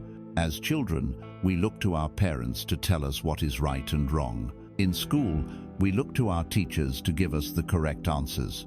As we grow, we look to experts and gurus to provide us with a roadmap for life, to society to tell us what is valuable and desirable, and to our peers to tell us if we are acceptable. Our entire sense of self, our locus of control, becomes externalized. We navigate our lives by a constellation of outside opinions, constantly adjusting our course based on the shifting winds of external validation. This creates a life of quiet desperation, marked by a collection of painful symptoms. It is the life of chronic indecisiveness, the inability to make a choice without consulting a committee of friends. It is the exhausting performance of people-pleasing, contorting our own needs and desires to win the approval of others. It is the gnawing fear of judgment, the constant anxiety that we might say or do the wrong thing and be cast out of the tribe. It is the feeling of being an imposter in our own lives, waiting to be found out. It is the life of a spiritual child living in an adult body, always looking for a parental figure to grant permission or to pat them on the head and say, "You did a good job." To reclaim our power, we must first understand the pillars upon which we have built this external prison. There are three primary pillars of external authority that we must consciously dismantle. The first is the pillar of approval. This is the compulsive need to be liked, a deep-seated relic of our evolutionary past where tribal belonging was essential for survival. To be cast out was a death sentence. Today, this ancient wiring manifests as a desperate chase for validation. We chase likes on social media. We measure our worth by the number of our followers. We say yes when our soul is screaming no just to avoid a moment of friction. We become social chameleons, changing our colors to match whatever environment we are in, betraying our authentic self in 1,000 small ways every day. Each time we silence our own truth to make someone else more comfortable, each time we swallow our opinion for fear of being disagreeable, we die a small death. Reclaiming your authority means being willing to disappoint others in order to be true to yourself. It is the understanding that your self-worth is not up for a vote. The second is the pillar of permission. This is the subtle but powerful belief that we need an external green light to live the life we desire. We wait for a parent to finally understand and approve of our unconventional career path. We wait for our spouse to give us their enthusiastic blessing to start a new hobby or spiritual practice. We wait for a boss to tell us we are finally ready for more responsibility. We effectively put our own lives on hold, sitting in the waiting room of other people's approval. We act as if they hold the keys to our own cage. Reclaiming your inner authority is the realization that you are the only one with the key. You do not need anyone's permission to be you. You do not need anyone's blessing to pursue what sets your soul on fire. You are the one who presses go. You are the one who gives yourself the permission to begin. The third pillar is the pillar of expertise. In an age of information, we have fetishized the expert. While learning from those with more experience is wise, we have taken it to an extreme where we value the voice of an external authority, a guru, a book, a podcast, a scientific study more than we value our own direct, lived experience. We follow rigid formulas for happiness, for success, for enlightenment, ignoring the unique wisdom that is trying to emerge from within our own being. We become collectors of information rather than cultivators of embodied wisdom. We know the path, but we have never taken a single step. Reclaiming your authority means honoring your own experience as a valid and primary source of truth. It means taking in external knowledge, but filtering it through the crucible of your own intuition, your own felt sense of what is right for you. You become your own primary guru. To fully grasp this shift, let us return to our metaphor. Your life, your body, your mind, your soul is a magnificent ship. You were created to be its one and only captain. The bridge of the ship, the captain's quarters, is the seat of your power. But for most of our lives, we have abandoned the bridge. We have been down in the galley, anxiously serving drinks to the passengers, trying to keep everyone happy and comfortable. And who are the passengers? They are our well-meaning parents, our demanding society, our critical friends, the chorus of experts, and the insistent voice of our own fearful ego. In our absence from the bridge, these passengers have taken turns at the helm. 1 hour, your mother is steering, guiding you towards a safe harbor. The next hour, society is at the wheel, pointing you towards the island of material success. Then your fear takes over, frantically turning the ship around to avoid a storm on the horizon.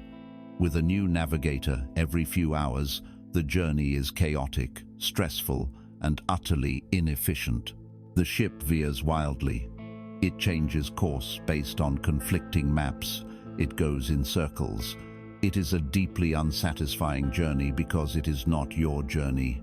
Reclaiming your inner authority is the moment you decide to stop serving drinks. It is the moment you walk calmly and deliberately up the stairs, onto the bridge of your own ship. You look at the passengers gathered around the wheel. You thank them for their concern and their input, and then you gently but firmly place your own hands on the helm. You declare, with quiet, unshakable finality, "This is my ship. I am the captain. I am grateful for your perspectives, but from this moment forward, I set the course." This act will cause a commotion. The passengers, so used to being in control, will protest. They will tell you you're making a mistake, that you don't know how to navigate. Your ego will scream that you are not qualified. This is the moment of your greatest test. You must hold your ground, not with aggression, but with calm certainty. You must trust that you were born to do this. But now that you are the captain, how do you navigate? You navigate by using the ship's built-in, infallible compass, your intuition. Intuition is not a mystical, unreliable hunch. It is a form of direct knowing, an intelligence of the soul that bypasses the slow, linear processing of the logical mind. It is the whisper of the director from the wings. This compass speaks to you in various languages. It speaks through the language of your body, a feeling of expansion in your chest, a sense of lightness and openness, a feeling of yes that resonates through your being. This is your intuition confirming a path. A feeling of contraction in your gut, a sense of dread, tightness, or heaviness. This is your intuition warning you away. It also speaks in the language of spontaneous, quiet knowing, an idea that simply pops into your mind, feeling calm, simple, and clear. To strengthen your connection to this compass, you must learn to distinguish its signal from the static of fear. Fear is always loud, frantic, and complex. It screams a list of what-ifs and worst-case scenarios. It feels heavy and contractive. Intuition is quiet, calm, and simple. It often doesn't show you the whole map, only the very next step. It feels expansive and peaceful, even if it's guiding you towards a difficult choice. You strengthen this connection by honoring its whispers. When it nudges you to do something, no matter how small, you act on it. By proving you are listening, its voice becomes stronger and clearer over time. To live from a place of inner authority is to live a life of profound and quiet confidence. You no longer feel the need to defend or justify your choices. You still listen to others, you gather information, but the final vote, the final decision, always rests within the sovereign space of your own heart. Your center of gravity has moved from the chaotic world outside to the still point within. This is not an act of arrogant rebellion, it is an act of profound self-responsibility. As the captain, you are now fully responsible for your ship and its journey. This authority is not boastful, it is humble, grounded, and deeply aligned with the truth of who you are. Living from this place of inner authority, with your hand on the wheel and your gaze fixed on the compass of your intuition, you cultivate an unshakable trust in yourself. This self-trust is the very essence of confidence. However, even the most self-assured captain will encounter storms of fear and doubt, especially when charting a new course into unknown waters. The final test of your captaincy lies not in avoiding these storms, but in learning how to navigate them with wisdom and grace. It is now time to learn how to befriend your fear. As you stand on the bridge of your own ship, hand placed firmly on the wheel of your life, you have reclaimed your authority. You have learned to listen to the compass of your own intuition, and you have set a course, not based on the noisy opinions of others, but on the quiet, true whisper of your own soul. As you steer your vessel out of the safe, familiar harbor and into the vast, uncharted waters of your potential, you will notice an old, familiar passenger begins to stir. As the shoreline of your comfort zone recedes, this passenger will come up to the bridge, its voice trembling, its eyes wide with alarm. This passenger is fear. It will tell you to turn back. It will paint vivid pictures of the sea monsters that lurk in the deep and the catastrophic storms that lie just beyond the horizon.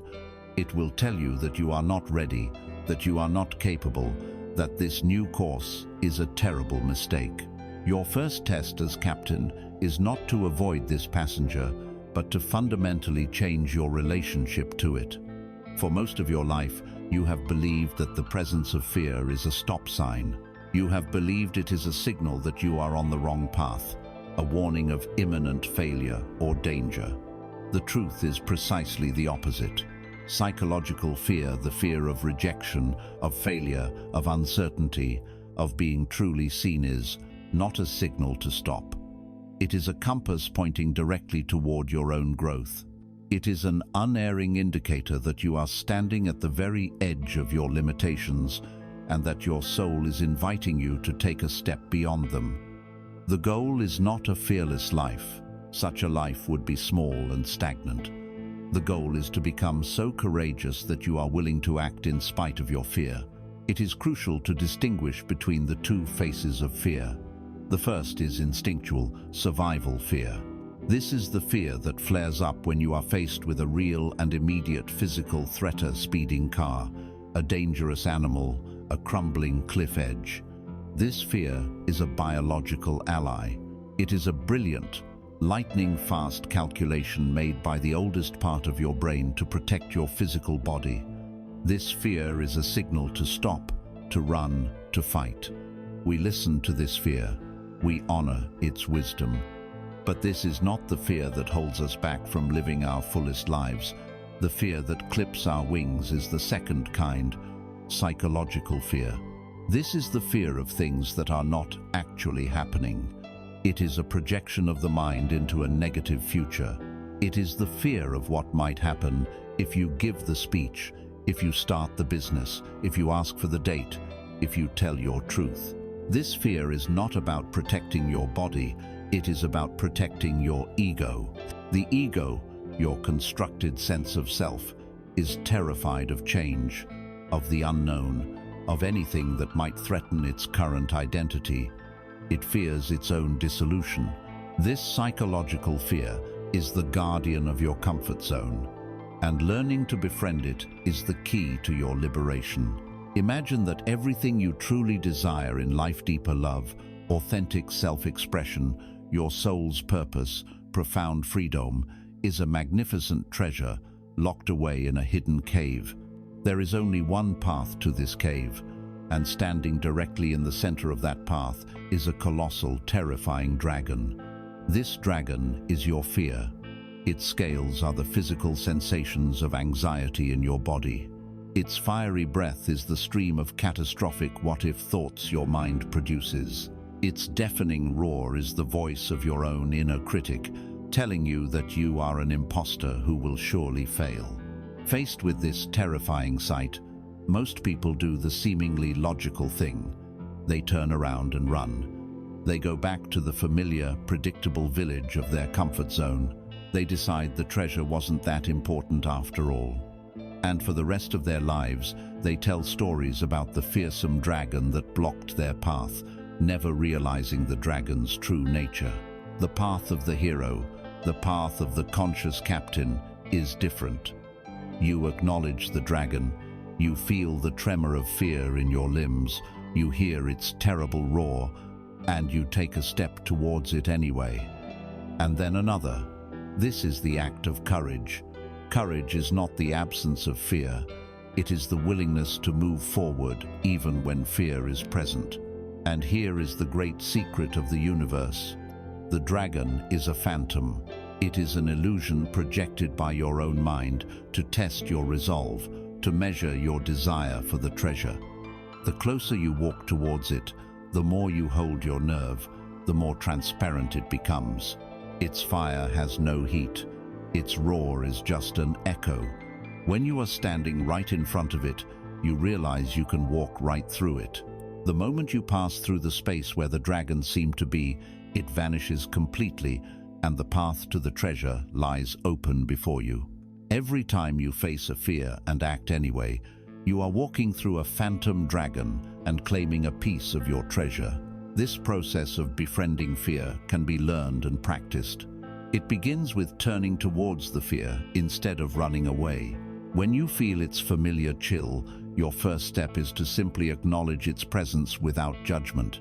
You can say internally, hello fear, I see you, welcome. This simple act of naming it creates a space between you and the emotion. You are no longer possessed by it. You are the one who is aware of it. The second step is to reframe fear not as a monster, but as a well-meaning but neurotic and overprotective friend. This friend loves you and desperately wants to keep you safe, but its definition of safety is to never, ever change. You can then engage it with curiosity. Ask it, what are you trying to protect me from right now? The answer will almost always be something like, I'm trying to protect you from being embarrassed, or from being rejected, or from looking foolish. The third step is the most important. You listen to its concern, and you respond to it as a calm, loving authority, as the captain of the ship. You can say to it, thank you for sharing your concerns. I understand you are trying to keep me safe, and I appreciate that. However, I am the captain here. I have the wheel. Your input has been noted, but I am choosing a different course. You are welcome to come along for the ride, You can even have a seat here on the bridge next to me, but you are not allowed to touch the controls. This is a profound act of integration. You are not trying to kill or banish your fear. You are integrating its energy, acknowledging its presence, but firmly establishing your own leadership. You are taking your fear with you, but you are the one in charge. Courage is not a personality trait that some people are born with and others are not. Courage is a muscle. The more you exercise it, the stronger it becomes. You do not start by trying to slay the largest dragon. You start with the smaller ones. Do one thing today that makes you a little bit nervous. Make the phone call you've been putting off. Voice your true opinion in a low-stakes meeting. Sign up for the class you've been curious about. Each time you feel the spark of fear and choose to act, you are completing a repetition, building your courage muscle. Your comfort zone is not a fixed enclosure. It is an elastic barrier that expands every single time you press against its edges. To befriend your fear is the ultimate act of self-trust. It solidifies your identity as the calm, capable captain of your own life. You develop the quiet confidence that comes from knowing that no matter how loudly the passenger of fear may scream, no matter how terrifying the phantom dragons on the horizon may appear, you have the capacity to hold your course, to trust your compass, and to continue sailing toward the destination your soul has chosen. By learning to walk alongside your fear, to honor its presence without obeying its commands, you unlock an incredible new level of freedom and power. You realize that your growth is not limited by your fear, but is in fact guided by it. This courageous act of moving forward, of trusting the journey even when you cannot see the destination, requires a deep and profound faith in the process of life itself. It demands that we learn the supreme and paradoxical wisdom of surrender. Having learned to walk alongside your fear, acknowledging its presence without obeying its commands, you have stepped into a new realm of personal power. You are the captain, charting a course into the unknown, trusting the compass of your intuition. But the highest art of captaincy, the skill that separates the master from the novice, lies in a profound paradox. It is the wisdom of knowing when to steer and when to surrender to the wind. It is the understanding that true power is found not in a tighter grip on the wheel, but in a courageous and intelligent release. This is the supreme wisdom of surrender. The ego, the part of us that we have constructed for our survival, is fundamentally a control mechanism. It believes that its very existence depends on its ability to manage, predict, analyze, and manipulate the world around it. It creates intricate 5-year plans. It worries incessantly about a future it cannot possibly know, and it descends into anxiety and frustration the moment life deviates from its meticulously drawn map. The ego operates under the exhausting illusion that it must personally hold the entire universe together through sheer force of will. This desperate need for control is the very source of our deepest anxieties. Surrender to the ego sounds like death. It sounds like giving up, like failure, like becoming a passive victim of circumstance. This is the great misunderstanding that keeps us imprisoned. Let us be unequivocally clear about what surrender is and what it is not. Surrender is not resignation. It is not becoming a doormat. It is not apathy or giving up on your dreams. It is not an abdication of your responsibility to act. In fact, true surrender is an act of immense strength, courage, and profound confidence. It is a conscious and intelligent release of your attachment to a specific outcome and a specific timeline. It is the wisdom to recognize what is within your control and what is not. It is doing your part with absolute excellence and presence, and then allowing the larger intelligence of the universe to do its part. It is a shift from a relationship of struggle against life to a relationship of partnership with life. To grasp this, imagine you are a master archer. The art of creation has two distinct halves. The first half belongs entirely to you. the archer. Your work is to choose your target with absolute clarity. This is your intention. Your work is to prepare your equipment, to care for your bow and arrow. This is the work of aligning your own energy, clearing your limiting beliefs, and building your character. Your work is to stand firmly, to draw back the bowstring with focused power, gathering your energy and feeling the thrill of your aim. This is the process of embodying the emotion of the wish fulfilled. And finally, your work is to release the arrow with a clean, decisive action. This is the inspired action you take in the world, the email you send, the project you launch, the conversation you initiate. This entire first half of the process is active, focused, and powerful. It is your sacred responsibility. The wisdom of surrender governs the second half of the process, which begins the very instant the arrow leaves your bow. The foolish archer, the one governed by the ego, drops his bow and frantically runs after the arrow. He tries to catch up to it, to nudge it in mid-air, to shield it from the wind. He screams at it, worries about it, obsesses over its trajectory. He is in a state of pure anxiety, trying to control a process that is no longer in his hands. This is what we do when we have taken our action and then spend our days and nights worrying, scheming, checking for results, and trying to manipulate the outcome. It is an absurd and counterproductive waste of energy that only introduces wobble and chaos into the arrow's flight. The wise archer, the one who understands surrender, does something radically different. After the clean release, she stands still. She holds her position. She watches the arrow fly, but she does not chase it. She has done her part to the absolute best of her ability. She trusts her aim. She trusts the structural integrity of the arrow. She trusts the immutable laws of physics that will guide the arrow on its course. Her work is done. She is now in a state of active, watchful trust, a state of profound peace, knowing that the outcome is now in the hands of a power far greater than her own ego. This is surrender. It is not the absence of action, but the serene peace that follows right action. It is the deep knowing that you have done your part, and you can now trust the universe to do its part. We can apply this profound wisdom to every area of our lives. Consider your goals and desires. You do the work. You write the book. You train for the marathon. You build the business plan. You shoot the arrow with all the skill and intention you can muster. Then you must surrender the outcome.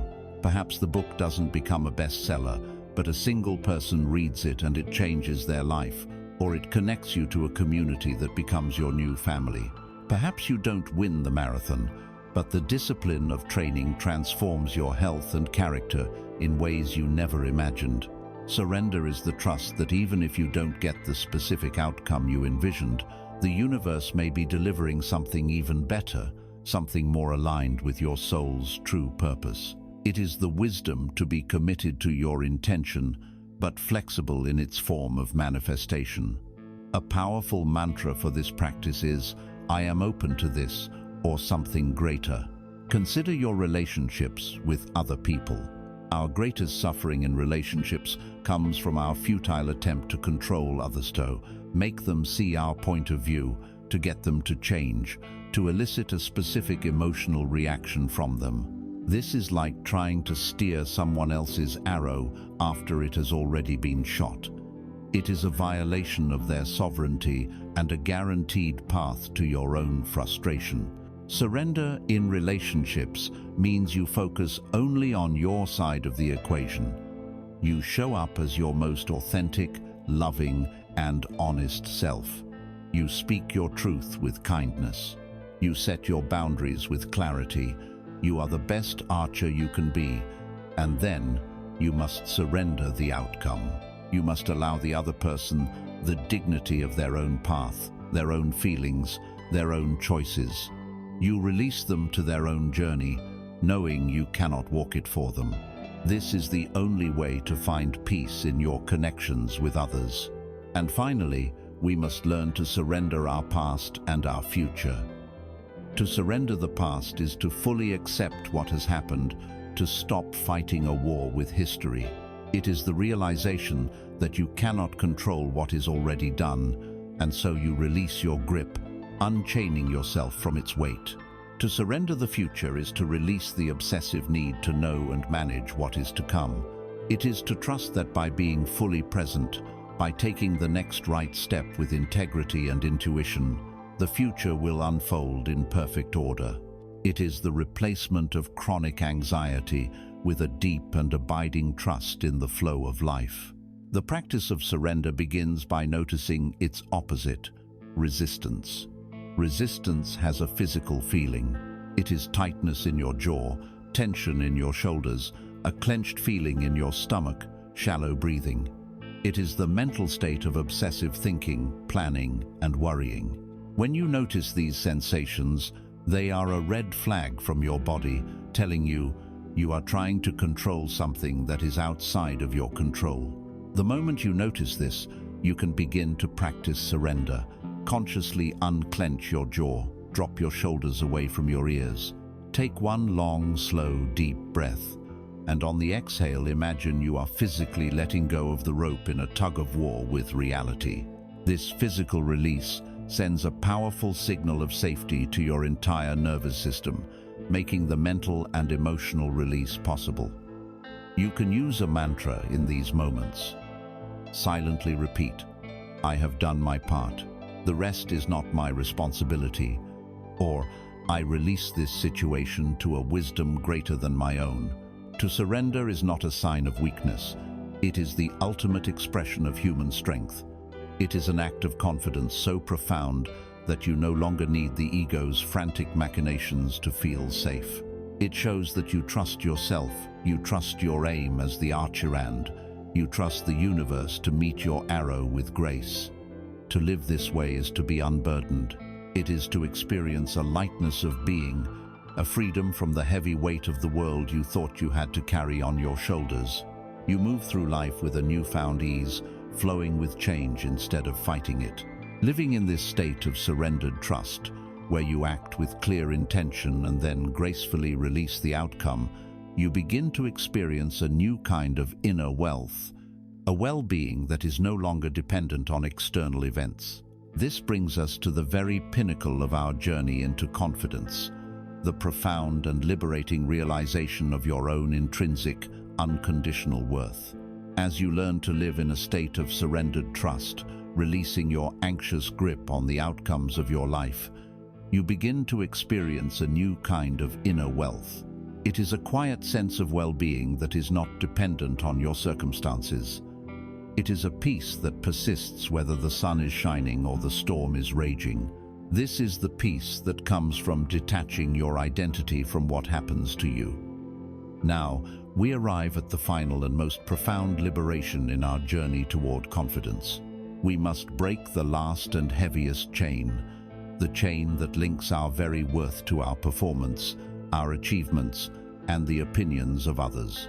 This brings us to the culminating realization, the truth that solidifies the inner citadel and makes it truly unshakable, the embodiment of your own intrinsic and unconditional worth.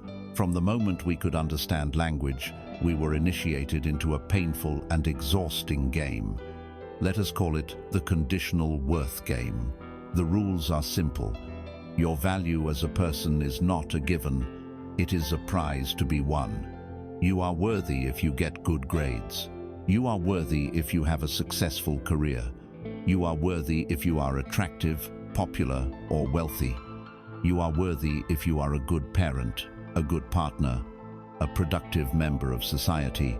Your entire life becomes a frantic and desperate audition for your own value. You live on a stage, constantly performing, hoping that the invisible judges of the world will finally deliver the verdict you long for. You are enough, but the verdict never comes because the game is rigged.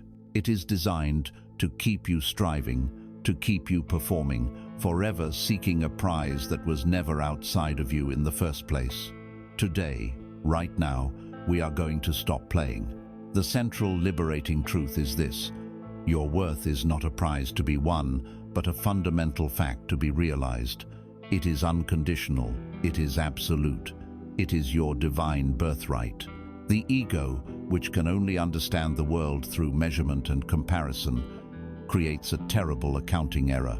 It sets up a mental balance sheet for your self-worth. In the assets column, it lists your successes, your degrees, your promotions, the compliments you've received, the things you own. In the liabilities column, it lists your failures, your mistakes, your rejections, the criticisms you've endured, and all your perceived shortcomings. You then live in a state of constant, low-grade anxiety, managing this fraudulent balance sheet. You hope a new success will outweigh an old failure. You are elated when someone pays you a compliment, adding to the asset column, and you are crushed by a criticism, which feels like a devastating liability. Your sense of self rises and falls with the daily fluctuations of this imaginary stock market of worth. It is time to see this entire system for what it is, a complete and utter fiction. It is time to take the ledger that the ego has been keeping and ceremonially tear it into 1,000 pieces. Your worth is not on that page. It was never on that page. The entire accounting system was a lie. Let us use a simple, powerful metaphor. Imagine you are holding a crisp, new $100 bill. Its value is clear. It is worth $100. Now, imagine you take that bill and you crumple it into a tight, angry ball. You throw it on the dusty ground. You grind it into the dirt with your heel. You pick it up, unfold it, and see that it is now wrinkled, dirty, and even slightly torn. Now, I ask you a simple question. What is its value? Its value is, of course, still $100. Its condition has changed dramatically. Its appearance is a mess. But its intrinsic value, the value assigned to it by the system that created it, remains absolute and unchanged. You are this $100 bill. Life will crumple you. You will go through experiences that feel like being thrown on the ground and stomped on. You will make mistakes and get covered in the mud of regret. You will be torn by grief and loss. Your external condition will fluctuate daily. There will be days when you feel crisp and new, and days when you feel utterly wrecked. But none of these external conditions, none of these experiences can ever diminish, even by a single fraction, the intrinsic, absolute, and holy value you were stamped with at the moment of your creation. Your worth is not dependent on your condition. It is rooted in your very essence. You are worthy not because of what you do, but because of what you are. You are worthy because you exist. It is that simple. It is that profound. This truth, however, cannot be fully grasped by the intellect alone. You cannot think your way into feeling worthy. This is a truth that must be embodied. It must be felt in your bones, in your cells, in your heart. The mind can understand the dollar bill metaphor, but it is the body that must learn to feel its own unchanging value. The practice of embodying worth is the practice of connecting with the simple, silent, powerful feeling of your own existence. It is the awareness of I am. Before you are a name, a role, a profession, a success, or a failure, you simply are. This foundational awareness of being is the source and signature of your worth. Let us try a short practice. If you can, close your eyes. Bring your attention out of your thinking mind and down into the area of your heart. Breathe into this space. Feel the simple, undeniable, miraculous fact of your own presence. You are here, you are alive, you are breathing. Now, in this heart space, silently let the words I am resonate. Do not add anything after them. Not I am great, or I am struggling. Not I am a good person, or I am a bad person. Just the pure, unadorned statement of existence. I am. Feel the quiet power in those two words. Feel the peace. This is the feeling of your own divine presence, unattached to any story or condition. This is the feeling of your worth. This is the truth of you. To embody this is to begin treating yourself as if you were a person of immense, unquestionable value. It is to let this inner knowing inform your outer actions. How would you speak to someone you knew was priceless? You would speak to them with kindness and respect, especially when they make a mistake. How would you nourish someone of such value? You would give them healthy food, proper rest, and move their body with care. What boundaries would you set to protect the energy of such a person? You would not allow them to be drained by toxic situations or relationships. You begin to demonstrate your self-worth through acts of radical self-care and profound self-respect. You stop waiting for the world to validate you because you have finally validated yourself. This realization is the capstone of unshakable confidence. When you know, in the core of your being, that your worth is inherent and unconditional, the world loses its power to wound you in the same way. The fear of failure is diminished because you know that failure is just an event. It cannot touch your value. The sting of criticism is lessened because you know that another person's opinion is just their opinion. It is not the verdict on your worth. You are free. You are liberated from the exhausting performance of trying to prove yourself. The search is over. The peace this brings is immeasurable. And it is from this place of profound self-acceptance, this place of deep and abiding self-love, that the great gates of your heart swing open wide. A heart that finally knows its own value can at last begin to truly see and honor the sacred value in all others. This is where we begin our third and final journey. The journey into the boundless heart of compassion. Resting in the unshakable truth of your own unconditional worth, you have now constructed the strong and beautiful citadel of authentic confidence. The desperate search for external validation is over. You no longer approach the world as a beggar, holding out a bowl for scraps of approval or praise.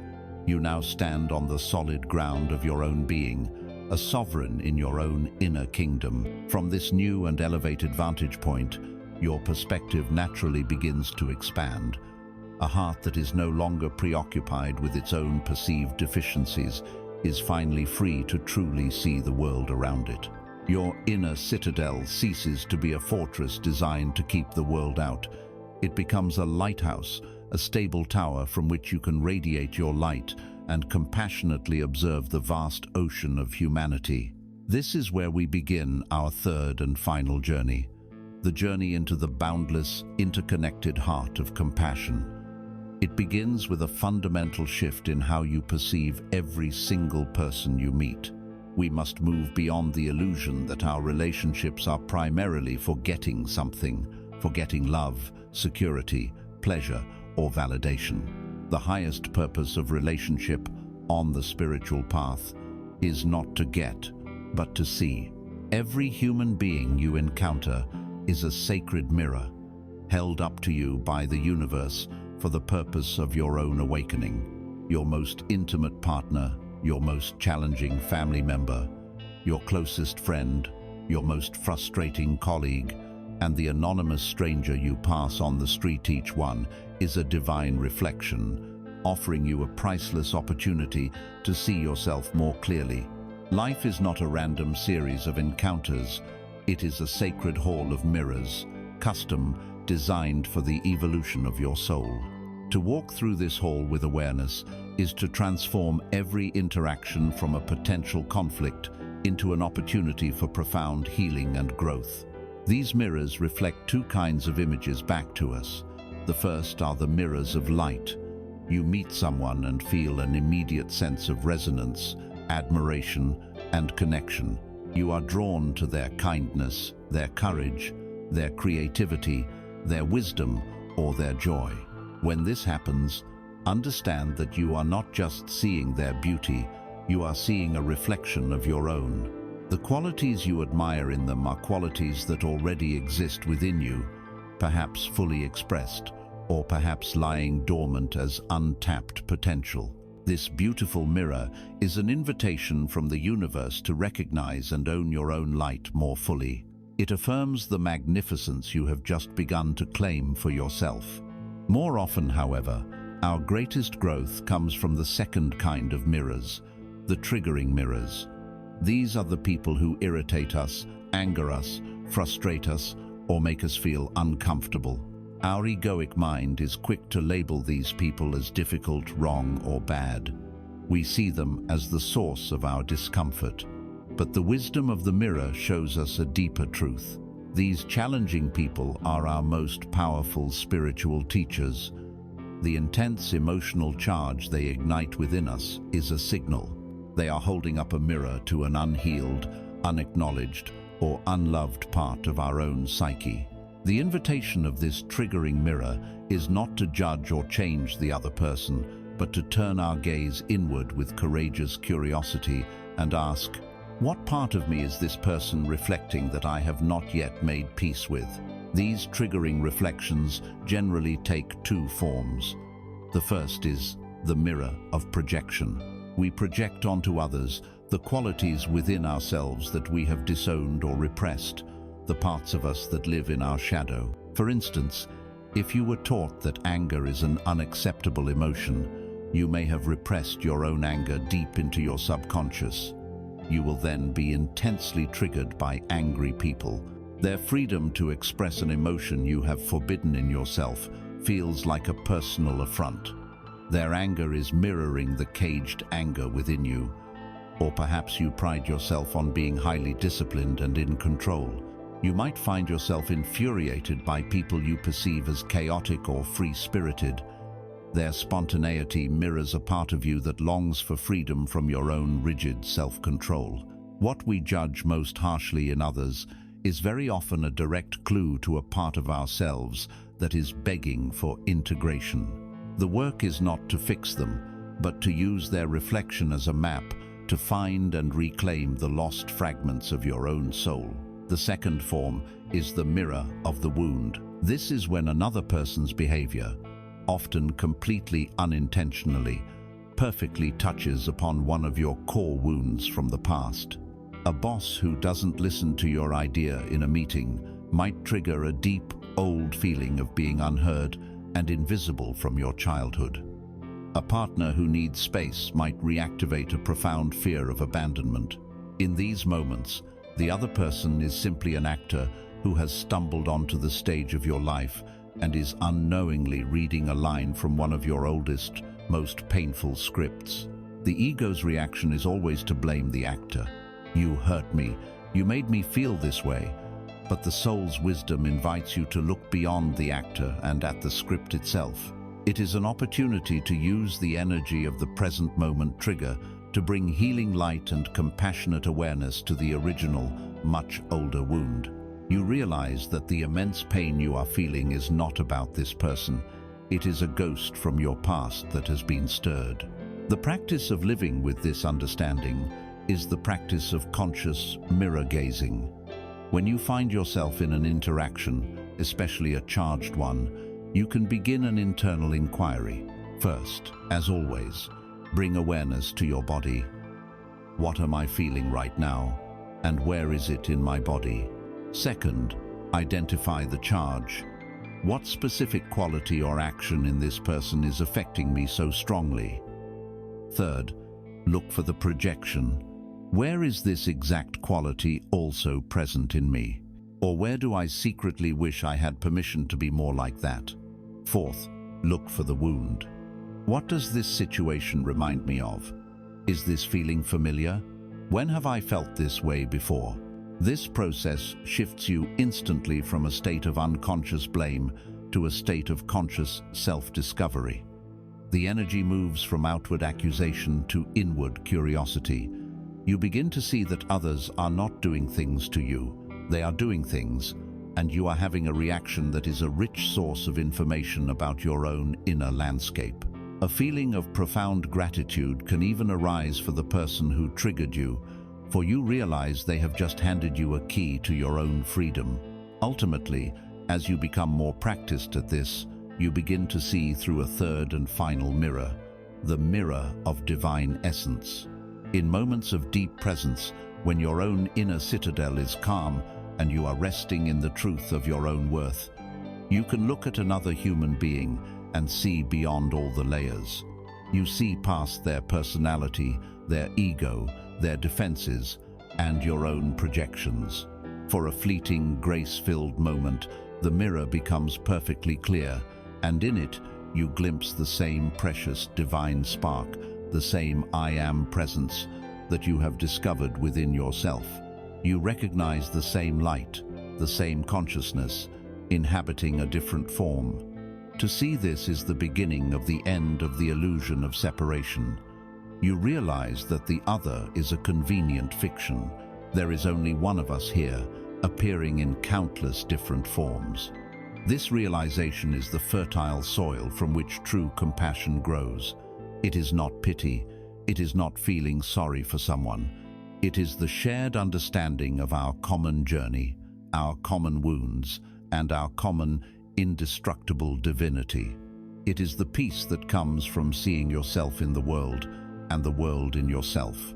As we learn to see every person as a sacred mirror, our hearts naturally begin to soften. We move beyond the surface-level judgments of the ego.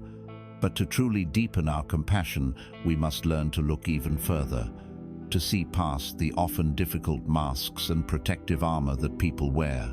It is now time to learn the art of seeing beyond the mask. As we learn to gaze into the hall of mirrors that is our life, we begin to understand that every interaction holds a key to our own liberation. We see our own light reflected in those we admire, and we see our own shadows and wounds reflected in those who trigger us. This practice turns our focus inward, transforming blame into self-awareness. It is a profound and necessary stage of awakening.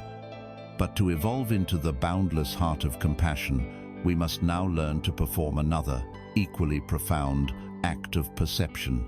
After we have used the mirror to understand ourselves, we must learn to see beyond the reflection altogether. We must learn to see the person standing on the other side of the glass, not as a reflection of us, but as a unique soul on their own sacred journey. This requires us to see past the surface, past their words, past their actions, past their behavior, and to witness the truth of what lies beneath. It is the art of seeing beyond the mask. Our normal way of engaging with the world is to interact with the persona. We react to what people do and say. If a person directs anger towards us, we react to the anger. If they are critical, we react to the criticism. We take their behavior at face value, and we judge them accordingly. We label them an angry person, a judgmental person, a difficult person. In doing so, we mistake the symptom for the cause, the performance for the person, the mask for the face. The foundational premise of compassion rests on this single, revolutionary understanding. All harmful, negative, and unskillful behavior that flows from another human being is, without exception, a cry of pain. It is the smoke rising from a fire of inner suffering. It is not an expression of their true nature, but a distortion of that nature, warped by the immense pressure of their own unhealed wounds. To understand this, we must adopt a new metaphor. Our true nature, the essence of our soul that we discovered within our inner citadel, is like a soft, open, and infinitely loving heart. In its original state, it is vulnerable and knows only connection. But as we move through the world from childhood, this tender heart inevitably encounters pain. It experiences rejection, misunderstanding, criticism, and loss. To protect itself from further injury, the ego, in its role as protector, begins to construct elaborate defenses. It builds a suit of armor around this soft heart. Over a lifetime, this armor becomes so familiar that we forget we are even wearing it. We mistake it for our own skin. This armor comes in many styles. Some people construct armor made of anger and intimidation. It is spiky and threatening. Its primary purpose is to keep everyone at a safe distance, to prevent anyone from getting close enough to touch the tender wounds it protects. The aggressive exterior is a desperate strategy to shield a terrified and fragile interior. Others forge their armor from the sharp, cool metal of intellect, cynicism, and judgment. By constantly analyzing, critiquing, and deconstructing the world and the people in it, they create a sense of control and intellectual superiority. This wall of logic and critique serves to keep the messy, unpredictable world of feelings, especially their own vulnerability, safely at bay. And some wear a more subtle, flexible armor of people-pleasing and perfectionism. The underlying belief of this armor is, if I can be perfect, if I can meet everyone's needs and never make a mistake, then no one will ever have a reason to attack or abandon me. It is an exhausting, lifelong performance designed to control the environment and preemptively neutralize all threats. Behind all of these suits of armor, every person also wears a mask. The mask is the personality, the carefully curated persona they show to the public. There is the mask of the strong one, who never shows weakness.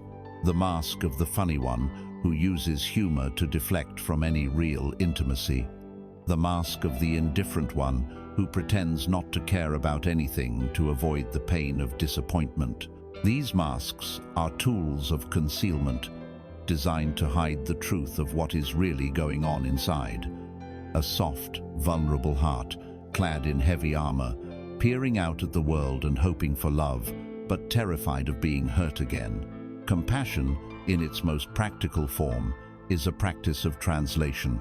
It is the ability to ignore the surface language of behavior and to hear the deeper language of pain that it is expressing. It is the art of developing X-ray vision to see past the intimidating armor and the false mask to the suffering soul within.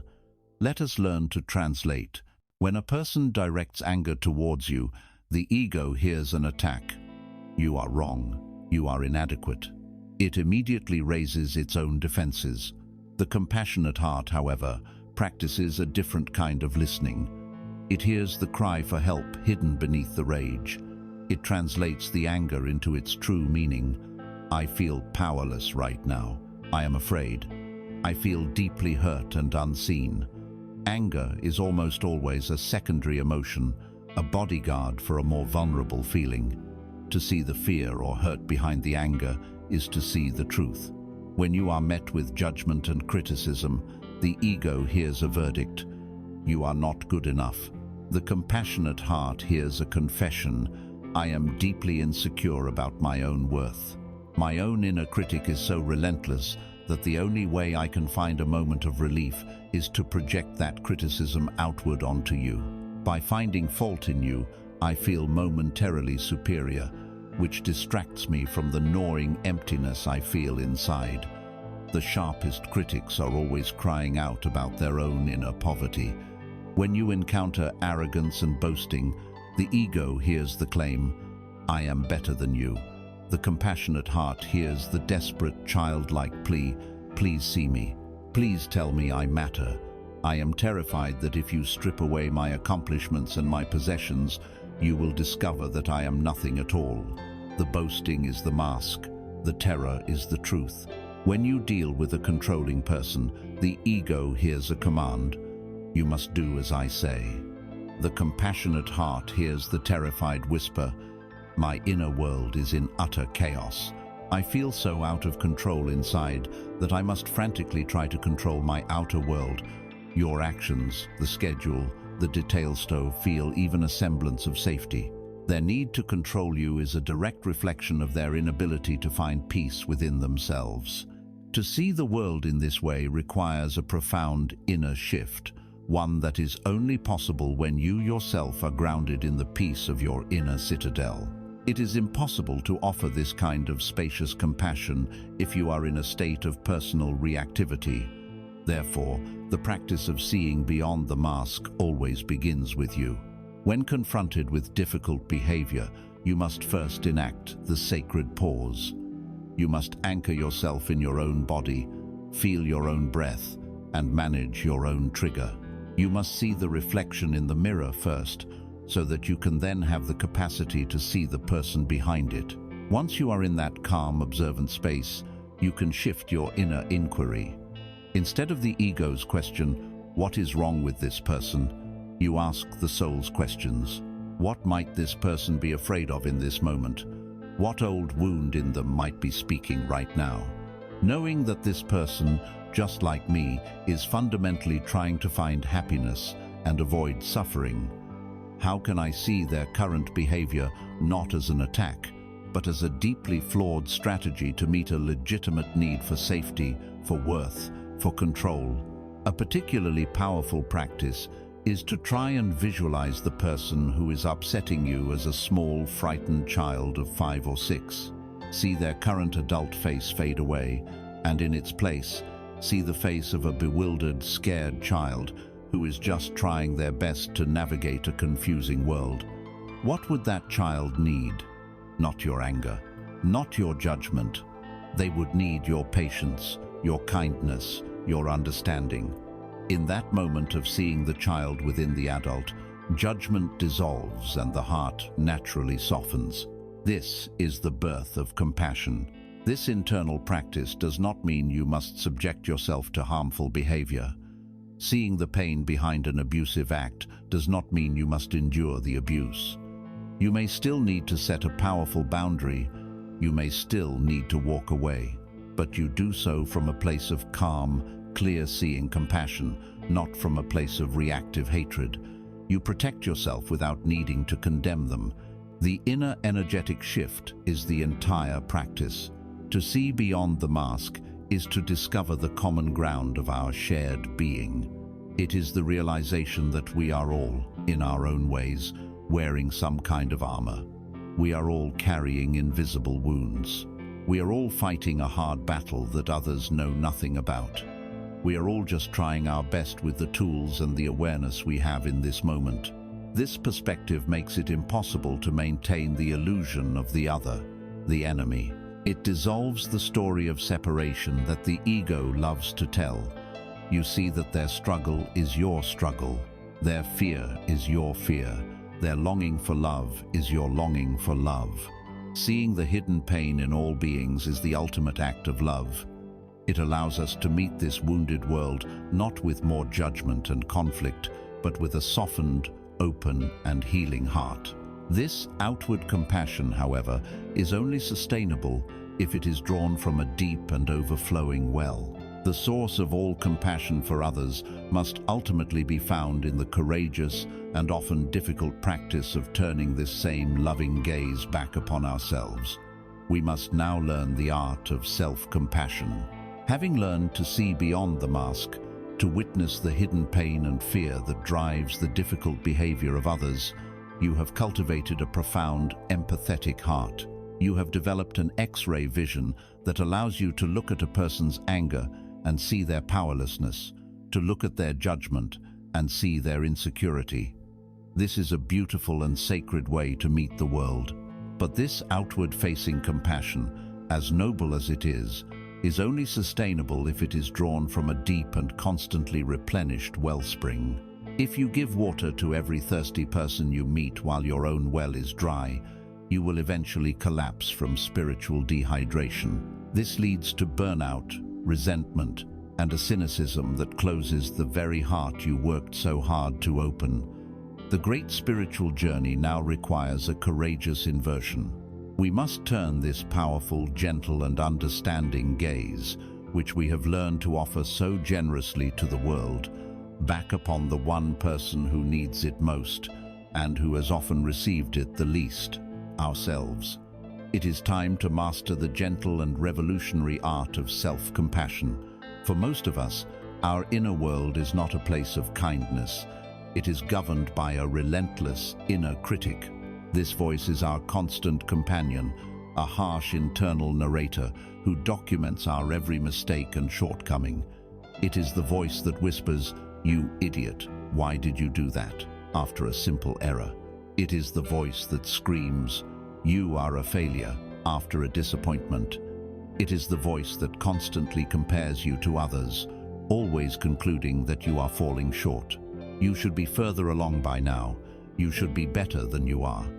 We have become so accustomed to this inner tyrant that we mistake its voice for the truth.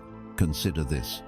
Would you ever speak to a dear friend, or even a complete stranger, with the same level of cruelty and judgment that you routinely inflict upon yourself? The answer, for almost everyone, is a resounding no.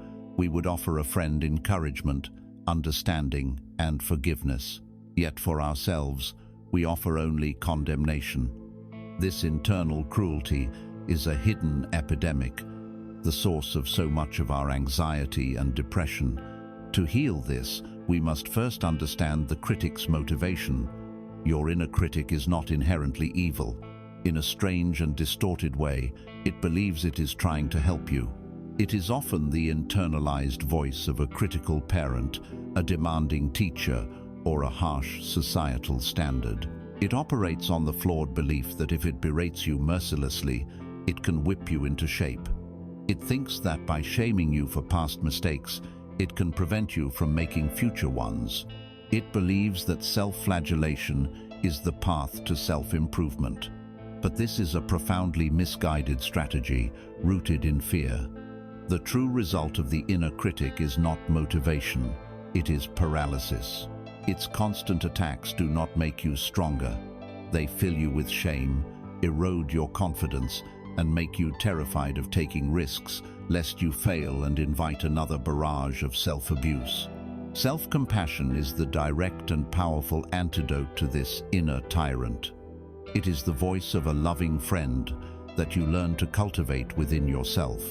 It is vital to understand what self-compassion is and what it is not.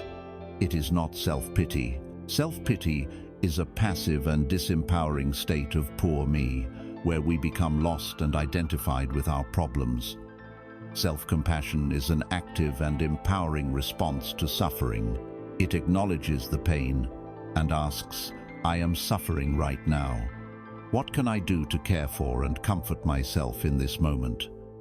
Self-compassion is not self-indulgence. It is not a free pass to let yourself off the hook for everything or to wallow in unhealthy habits. True self-compassion includes a desire for your own well-being, which involves growth and health. A compassionate parent doesn't let their child eat candy all day. They provide nourishing food because they love them. Likewise, self-compassion means wanting what is genuinely best for you in the long term. Finally, self-compassion is different from self-esteem. Self-esteem is often based on evaluation and comparison. Am I better than others? Am I successful? It can be fragile, disappearing after a failure. Self-compassion is not based on any judgment at all. It is offered not because you are special or successful, but simply because you are a human being who is suffering.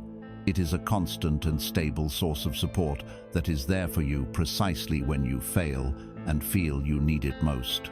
True self-compassion has three core components. The first is mindfulness. This is the ability to notice your own suffering with a balanced awareness, without ignoring it, but also without being completely swept away by it. You acknowledge the pain clearly. This is really hard right now. I am in pain. The second component is a sense of common humanity. This is the recognition that suffering and personal imperfection are a universal part of the shared human experience.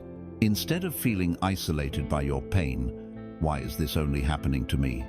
You realize that to fail, to make mistakes, and to feel pain is to be human. This realization connects you to all of humanity, instantly dissolving the feeling of isolation. The third component is self-kindness. This is the active choice to treat yourself with the same warmth, tenderness, and understanding that you would offer to a dear friend who was going through the same struggle. It is the gentle inner voice that says, "It's okay, you're only human, you're doing the best you can." Imagine you are the loving gardener of your own soul. Your inner critic, with its constant stream of judgment and shame, is like a thorny weed that grows in this garden. For years, you have been mistaking this weed for a flower, watering it daily with your belief in its harsh words. Self-compassion is the act of finally recognizing this voice for what it is, a weed, and you learn to gently pull these weeds out, not with anger, but with understanding. You see the weed of self-criticism sprout, and you say, "Ah, I see you," the old voice of judgment. You understand its misguided attempt to protect you, and then you gently remove it, creating space for the true flowers of your being to grow. Watering the flowers is the active part of self-kindness. It is the practice of forgiving yourself when you make a mistake. It is the act of celebrating your small victories. It is the choice to allow yourself rest when you are weary. It is the commitment to nourish your body and mind. You can practice this right now. Bring to mind something that you are struggling with, a situation that is causing you pain or a quality about yourself that you judge harshly. Now, if you feel comfortable, place a hand gently over your heart. Feel the warmth and gentle pressure. This physical act is a direct signal of care to your body. First, practice mindfulness. Acknowledge the pain by saying to yourself, "This is a moment of suffering. This hurts."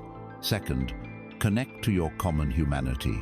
Say, "Suffering is a part of life. Other people feel this way. I am not alone." Third, offer yourself kindness. Say the words you would offer a friend. "May I be kind to myself in this moment.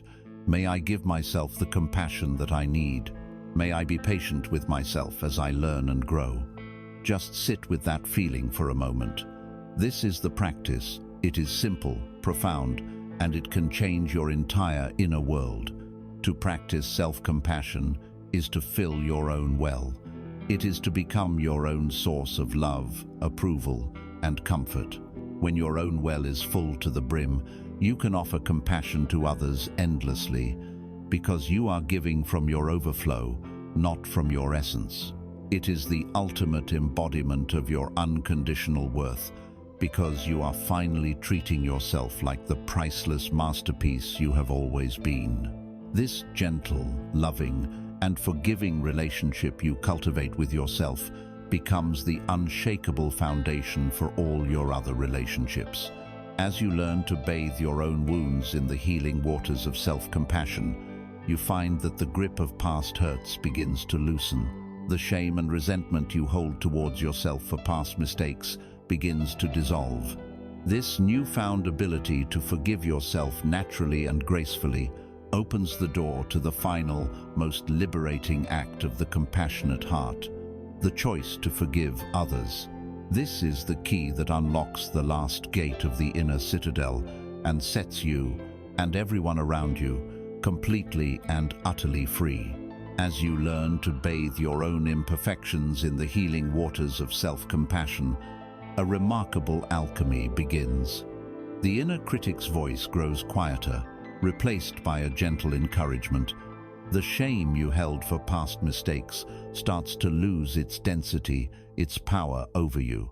This newfound ability to forgive yourself, to offer yourself grace for being an imperfect human being, naturally and inevitably opens the door to the final, most liberating act of the heart, the choice to extend that same grace to others. We now arrive at the master key that unlocks the last and heaviest gate of our inner prison. This is the key of forgiveness. To forgive is to set a prisoner free, and to discover that the prisoner was you. For most of us, the concept of forgiveness is fraught with resistance. We carry our grievances like precious, painful jewels. They become a part of our identity. To be unforgiving feels righteous, justified. To forgive, the ego tells us, would be to let the other person win, to say that what they did was acceptable. This is the great misunderstanding that keeps us chained to the very pain we wish to escape. The state of unforgiveness is a self-imposed prison. You are tethered by an invisible chain to the person who hurt you and to the moment of the infraction. Every time you replay the event in your mind, every time you stoke the fires of your resentment, you are tightening that chain. You are willingly reliving the pain, keeping the wound open and infected. The irony is that the person who hurt you may be living their life completely unaware of your inner turmoil. You are the one in the cell, and your own refusal to forgive is the jailer who holds the key. To find the courage to use this key, we must first be radically clear about what forgiveness is not. Forgiveness is not condoning. It is not, under any circumstances, saying that a harmful or abusive action was okay. You can forgive someone completely while still acknowledging that what they did was profoundly wrong. Forgiveness is not forgetting. It does not induce a magical amnesia where the memory of the event is wiped clean. The memory may always be there, but forgiveness is the alchemy that removes the toxic emotional charge from that memory. The scar may remain, but the wound no longer festers. Most importantly, forgiveness is not necessarily reconciliation. This is a critical distinction. Forgiving someone does not mean you must allow them back into your life. It does not mean you have to trust them again. Reconciliation requires two people. It requires remorse, changed behavior, and the rebuilding of trust. Forgiveness requires only one person, you. It is a completely internal process, a private transaction between you and your own heart. You can forgive someone who has passed away. You can forgive someone you will never see again. You can forgive someone and still choose to have a firm, impenetrable boundary with them for the rest of your life. Finally, and this is the truth that sets us free, forgiveness is not a gift you give to the other person. It is a profound act of self-love. It is a gift you give to yourself. We hold on to resentment, believing we are punishing the other person. But who is it that feels the corrosive burn of anger in their own body? Who is it that loses sleep replaying old scenes? Who is it whose present moments are poisoned by the bitterness of the past? It is only us. This brings us to the most powerful metaphor for this process. To hold on to resentment is the exact equivalent of drinking a cup of poison every single day and hoping that the other person will die from it. It is a strategy of madness. The inevitable outcome is that you make yourself sick, while the object of your hatred continues on, very often completely unaffected by the drama you are creating within your own being. Forgiveness, then, is the simple, intelligent, and deeply sane act of putting the cup of poison down. You just stop drinking it. You do this not because the other person deserves your forgiveness or deserves for you to be healthy. You do it because you deserve to be free from the poison. You do it because your peace is more important than your grievance. You do it because you want your life back. So how do we practice this profound and often difficult act? Forgiveness is rarely a single dramatic event. For deep wounds, it is a process, a daily, sometimes hourly, choice to return to the intention of letting go. It begins with acknowledging the pain. You cannot heal a wound by pretending it doesn't exist. You must be willing to look at it, to honor the hurt, to say, yes, that was painful. What happened was unjust, and it caused me deep suffering. Give yourself the gift of validating your own experience without judgment. The second step is to clarify your intention. You must consciously remind yourself of the reason you are doing this. Say to yourself, I am choosing to engage in this process for my own freedom. I am doing this for my peace of mind.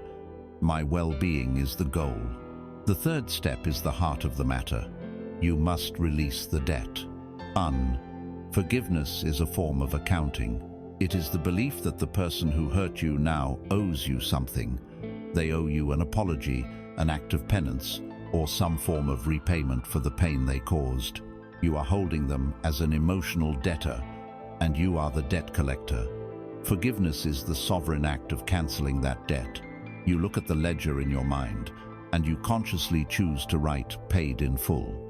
You realize that they may never be able to repay you. They may never have the awareness to apologize. They may never understand what they did.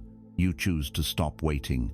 You release them from the obligation, not because they have earned it, but because you are no longer willing to be a debt collector. Your time and energy are too precious. The fourth and final step, the most advanced practice is to wish them well. This may seem impossible at first, and it should not be forced.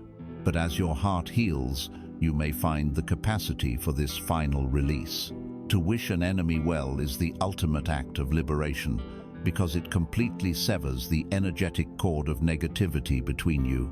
It is the recognition, born from compassion, that their harmful actions came from their own deep suffering and ignorance.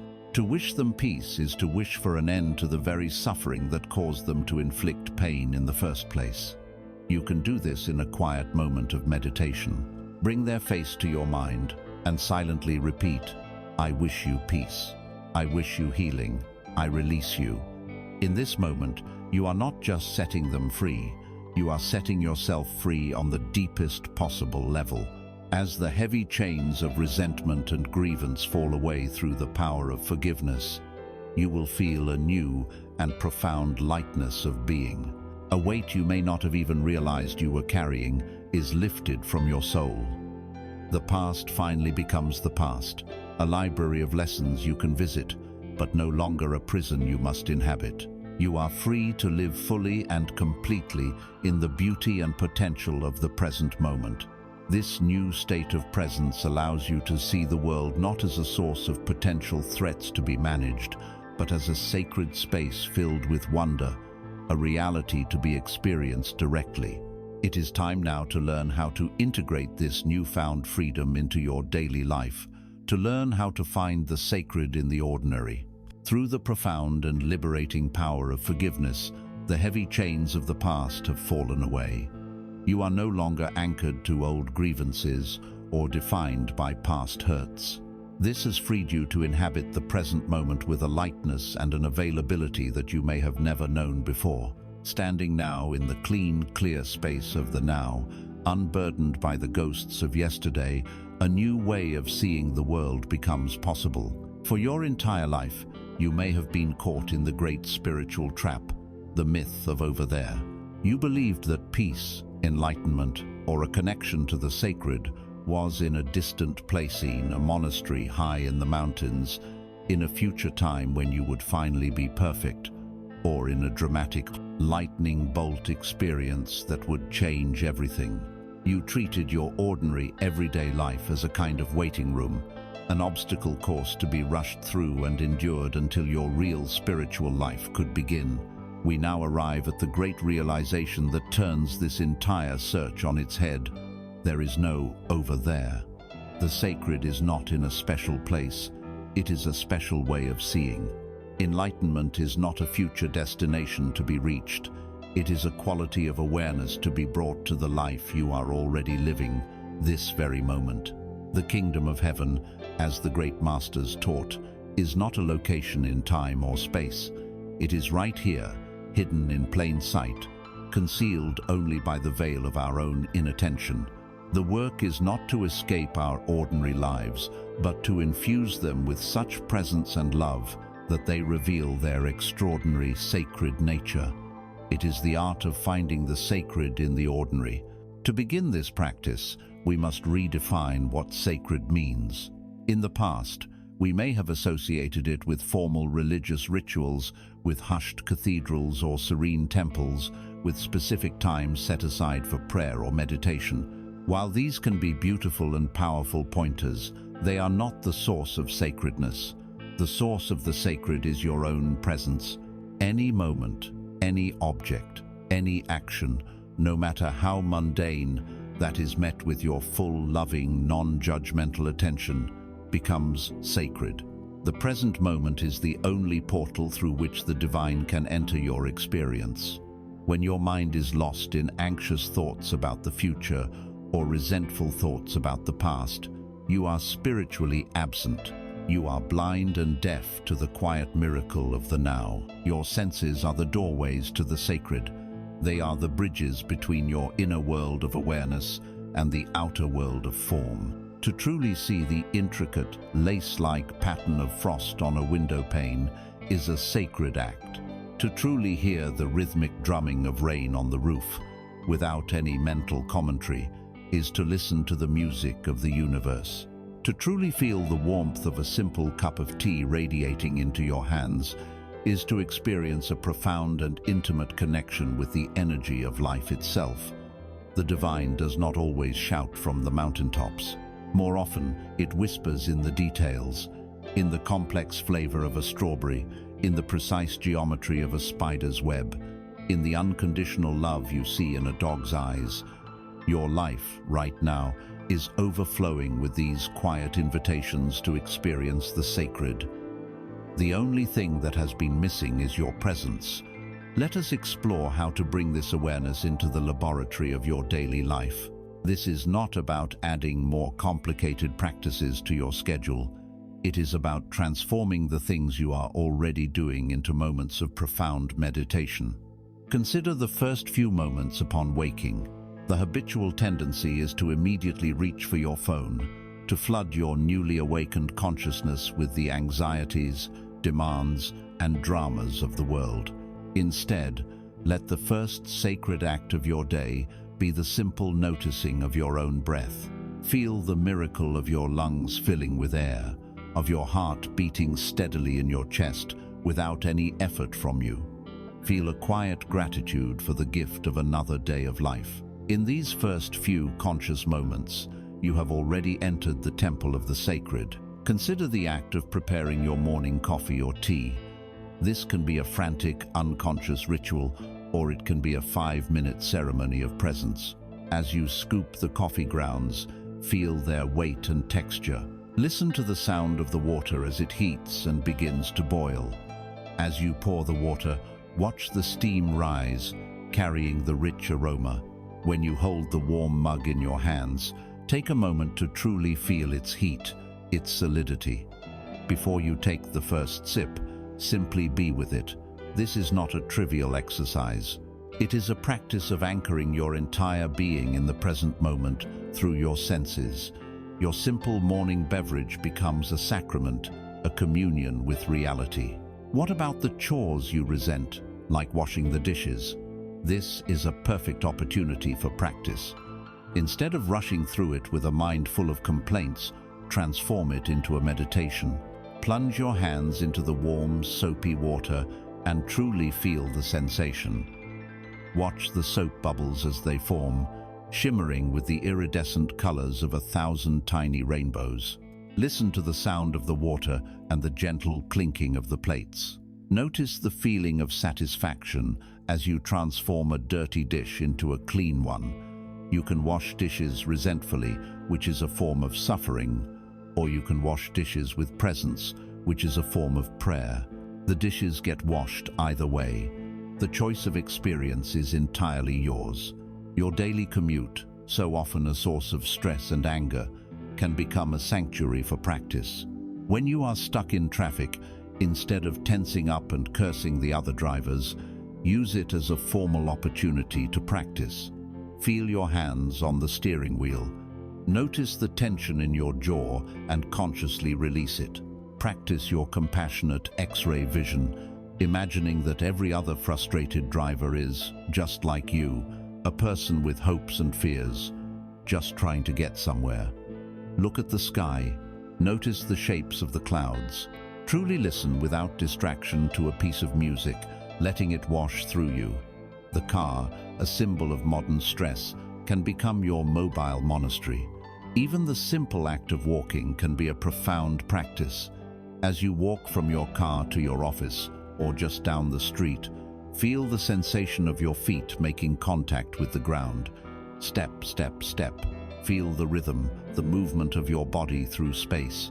Lift your gaze and notice the world around you, the way the light hits a building, the expression on a stranger's face, the feeling of the breeze on your skin. Every step becomes an affirmation of your presence, your connection to the earth, your participation in the great dance of life. This is the meaning of learning to dance in the rain. Life will always contain bad weather, tasks you don't enjoy, people who challenge you, plans that go awry. The old way of living is to wait for the rain to stop, to postpone your happiness until all the problems are solved and circumstances are perfect. This is to wait for a day that will never come. The new way is to learn to find the sacredness, the joy, the presence right in the middle of the storm. The quality of your life is not determined by the weather, but by your ability to dance. The dance is the quality of your awareness. To live this way is to understand that the spiritual journey is not about adding anything to yourself. It is about bringing yourself more fully to what is already here. It is a shift from a life of frantic doing to a life of being while doing. When you can find the sacred in the ordinary, the desperate seeking for something more begins to fall away. You no longer need to go on a retreat to find peace. You can find it while washing the dishes. You no longer need to wait for a vacation to feel connected to life. You can find it in the taste of your lunch. The profound is discovered, nestled in the heart of the mundane. The ultimate spiritual attainment is not to levitate or perform miracles, but to be able to live your ordinary, everyday life with an extraordinary quality of love, presence, and quiet wonder. By discovering the sacred in the heart of the ordinary, we integrate our spiritual practice into the very fabric of our being. The false separation between meditation time and real life dissolves. Life itself becomes the meditation. This brings us to the final, culminating understanding of our journey. The realization that this path is not about arriving at a final destination, but about continuously and lovingly returning to the truth of who we are. It is the endless and beautiful journey of returning home. By learning to find the sacred in the heart of your ordinary life, you begin a process of profound integration. The false wall between your spiritual practice and your real life begins to crumble. A quiet moment of watching the steam rise from your tea becomes as meditative as sitting on a cushion. A conscious breath taken while waiting in line becomes as centering as a formal ritual. Life itself, in all its messy, unpredictable, and beautiful detail, becomes your practice, your monastery, your sacred text. When this integration happens, you come to the final, liberating understanding of the entire journey. You realize that this path was never about becoming someone better. It was never about arriving at a distant, perfected destination. The entire journey, from the very first step to this very moment, has been a journey of returning home. We have been conditioned to see spiritual growth as a linear progression, a striving from a flawed point A to a perfected point B. We believe we are climbing a ladder, accumulating knowledge and merit until we reach a final, enlightened state. This is the ego's interpretation of the journey, for the ego can only think in terms of hierarchy and achievement. The truth is far more simple and beautiful. The spiritual path is not a line, it is a circle. It is not a journey of becoming, but a journey of unbecoming. It is the process of shedding all the false layers of identity, the limiting beliefs, the second-hand opinions, and the armor of fear that you have accumulated over a lifetime. It is a journey of returning to the magnificent, whole, and perfect being that you were from the very beginning, before the world told you that you were anything less. It is not an outward conquest, but an inward homecoming. Let us retrace the circle of our journey together through this new lens.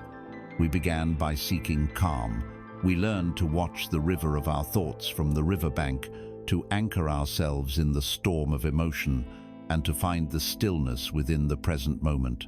This was not the act of creating a new, calm self. It was the act of returning home to the natural state of peace that is always, eternally present beneath the surface noise of the thinking mind. You were simply returning to the silent sky of your own awareness. We then embarked on the journey to find confidence. We dismantled the toxic belief that we were a project to be fixed. We learned to trust the vibrational flow of the universe, to take our rightful place as the captain of our own ship, and to walk courageously alongside our fear. This was not the act of building a new, more confident personality from scratch. It was the act of gently dusting off the masterpiece that you already were. It was a returning home to the profound, unshakable truth of your own inherent, unconditional worth. Finally, we journeyed into the heart of compassion. We learn to see every person as a sacred mirror, to look beyond the mask of their behavior to the wounded child within. We learn to offer ourselves the same forgiveness and kindness we so freely offer others. This was not about learning a new and complex moral code. It was a returning home to the heart's natural state of empathy and interconnectedness, a state that becomes effortlessly accessible once we are no longer at war with ourselves. Each stage was simply a different direction on the map, pointing back to the same destination, the center of your own being. To hold this understanding in your daily life, imagine yourself as a great ancient tree. Your branches, twigs, and leaves are your personality, your ego self, your life as it unfolds in the world of time and form. These branches reach for the sun, they dance in the breeze, they bear fruit, and they are battered by storms.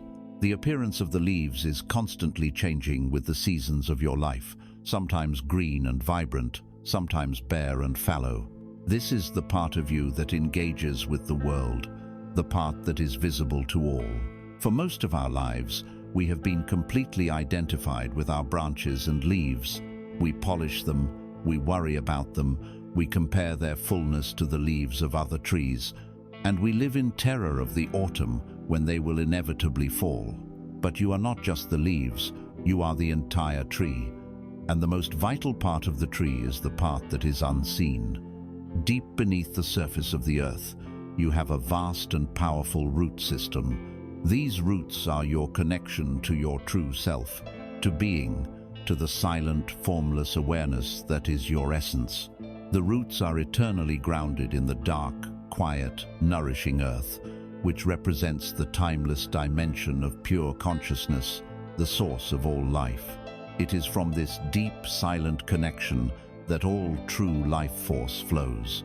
Unconditional peace, love, strength, and worthiness are drawn up through the roots, into the trunk, and are distributed out into every single branch and leaf. The health, resilience, and beauty of the visible leaves are entirely dependent on the strength and depth of the invisible roots. The great error of humanity is that we have become a forest of trees that have forgotten they have roots. We focus all our attention on the fleeting condition of our leaves, and so we live in a state of constant anxiety. The journey home is the journey of shifting your primary attention from the leaves to the roots. It is the act of remembering that your true nourishment and stability do not come from the external world of sunshine and rain, but from the eternal, inner connection to the ground of your being. Every practice we have explored together is an act of rooting yourself more deeply. Every conscious breath is a tendril reaching deeper into the earth. Every moment of presence is a drawing up of nourishment.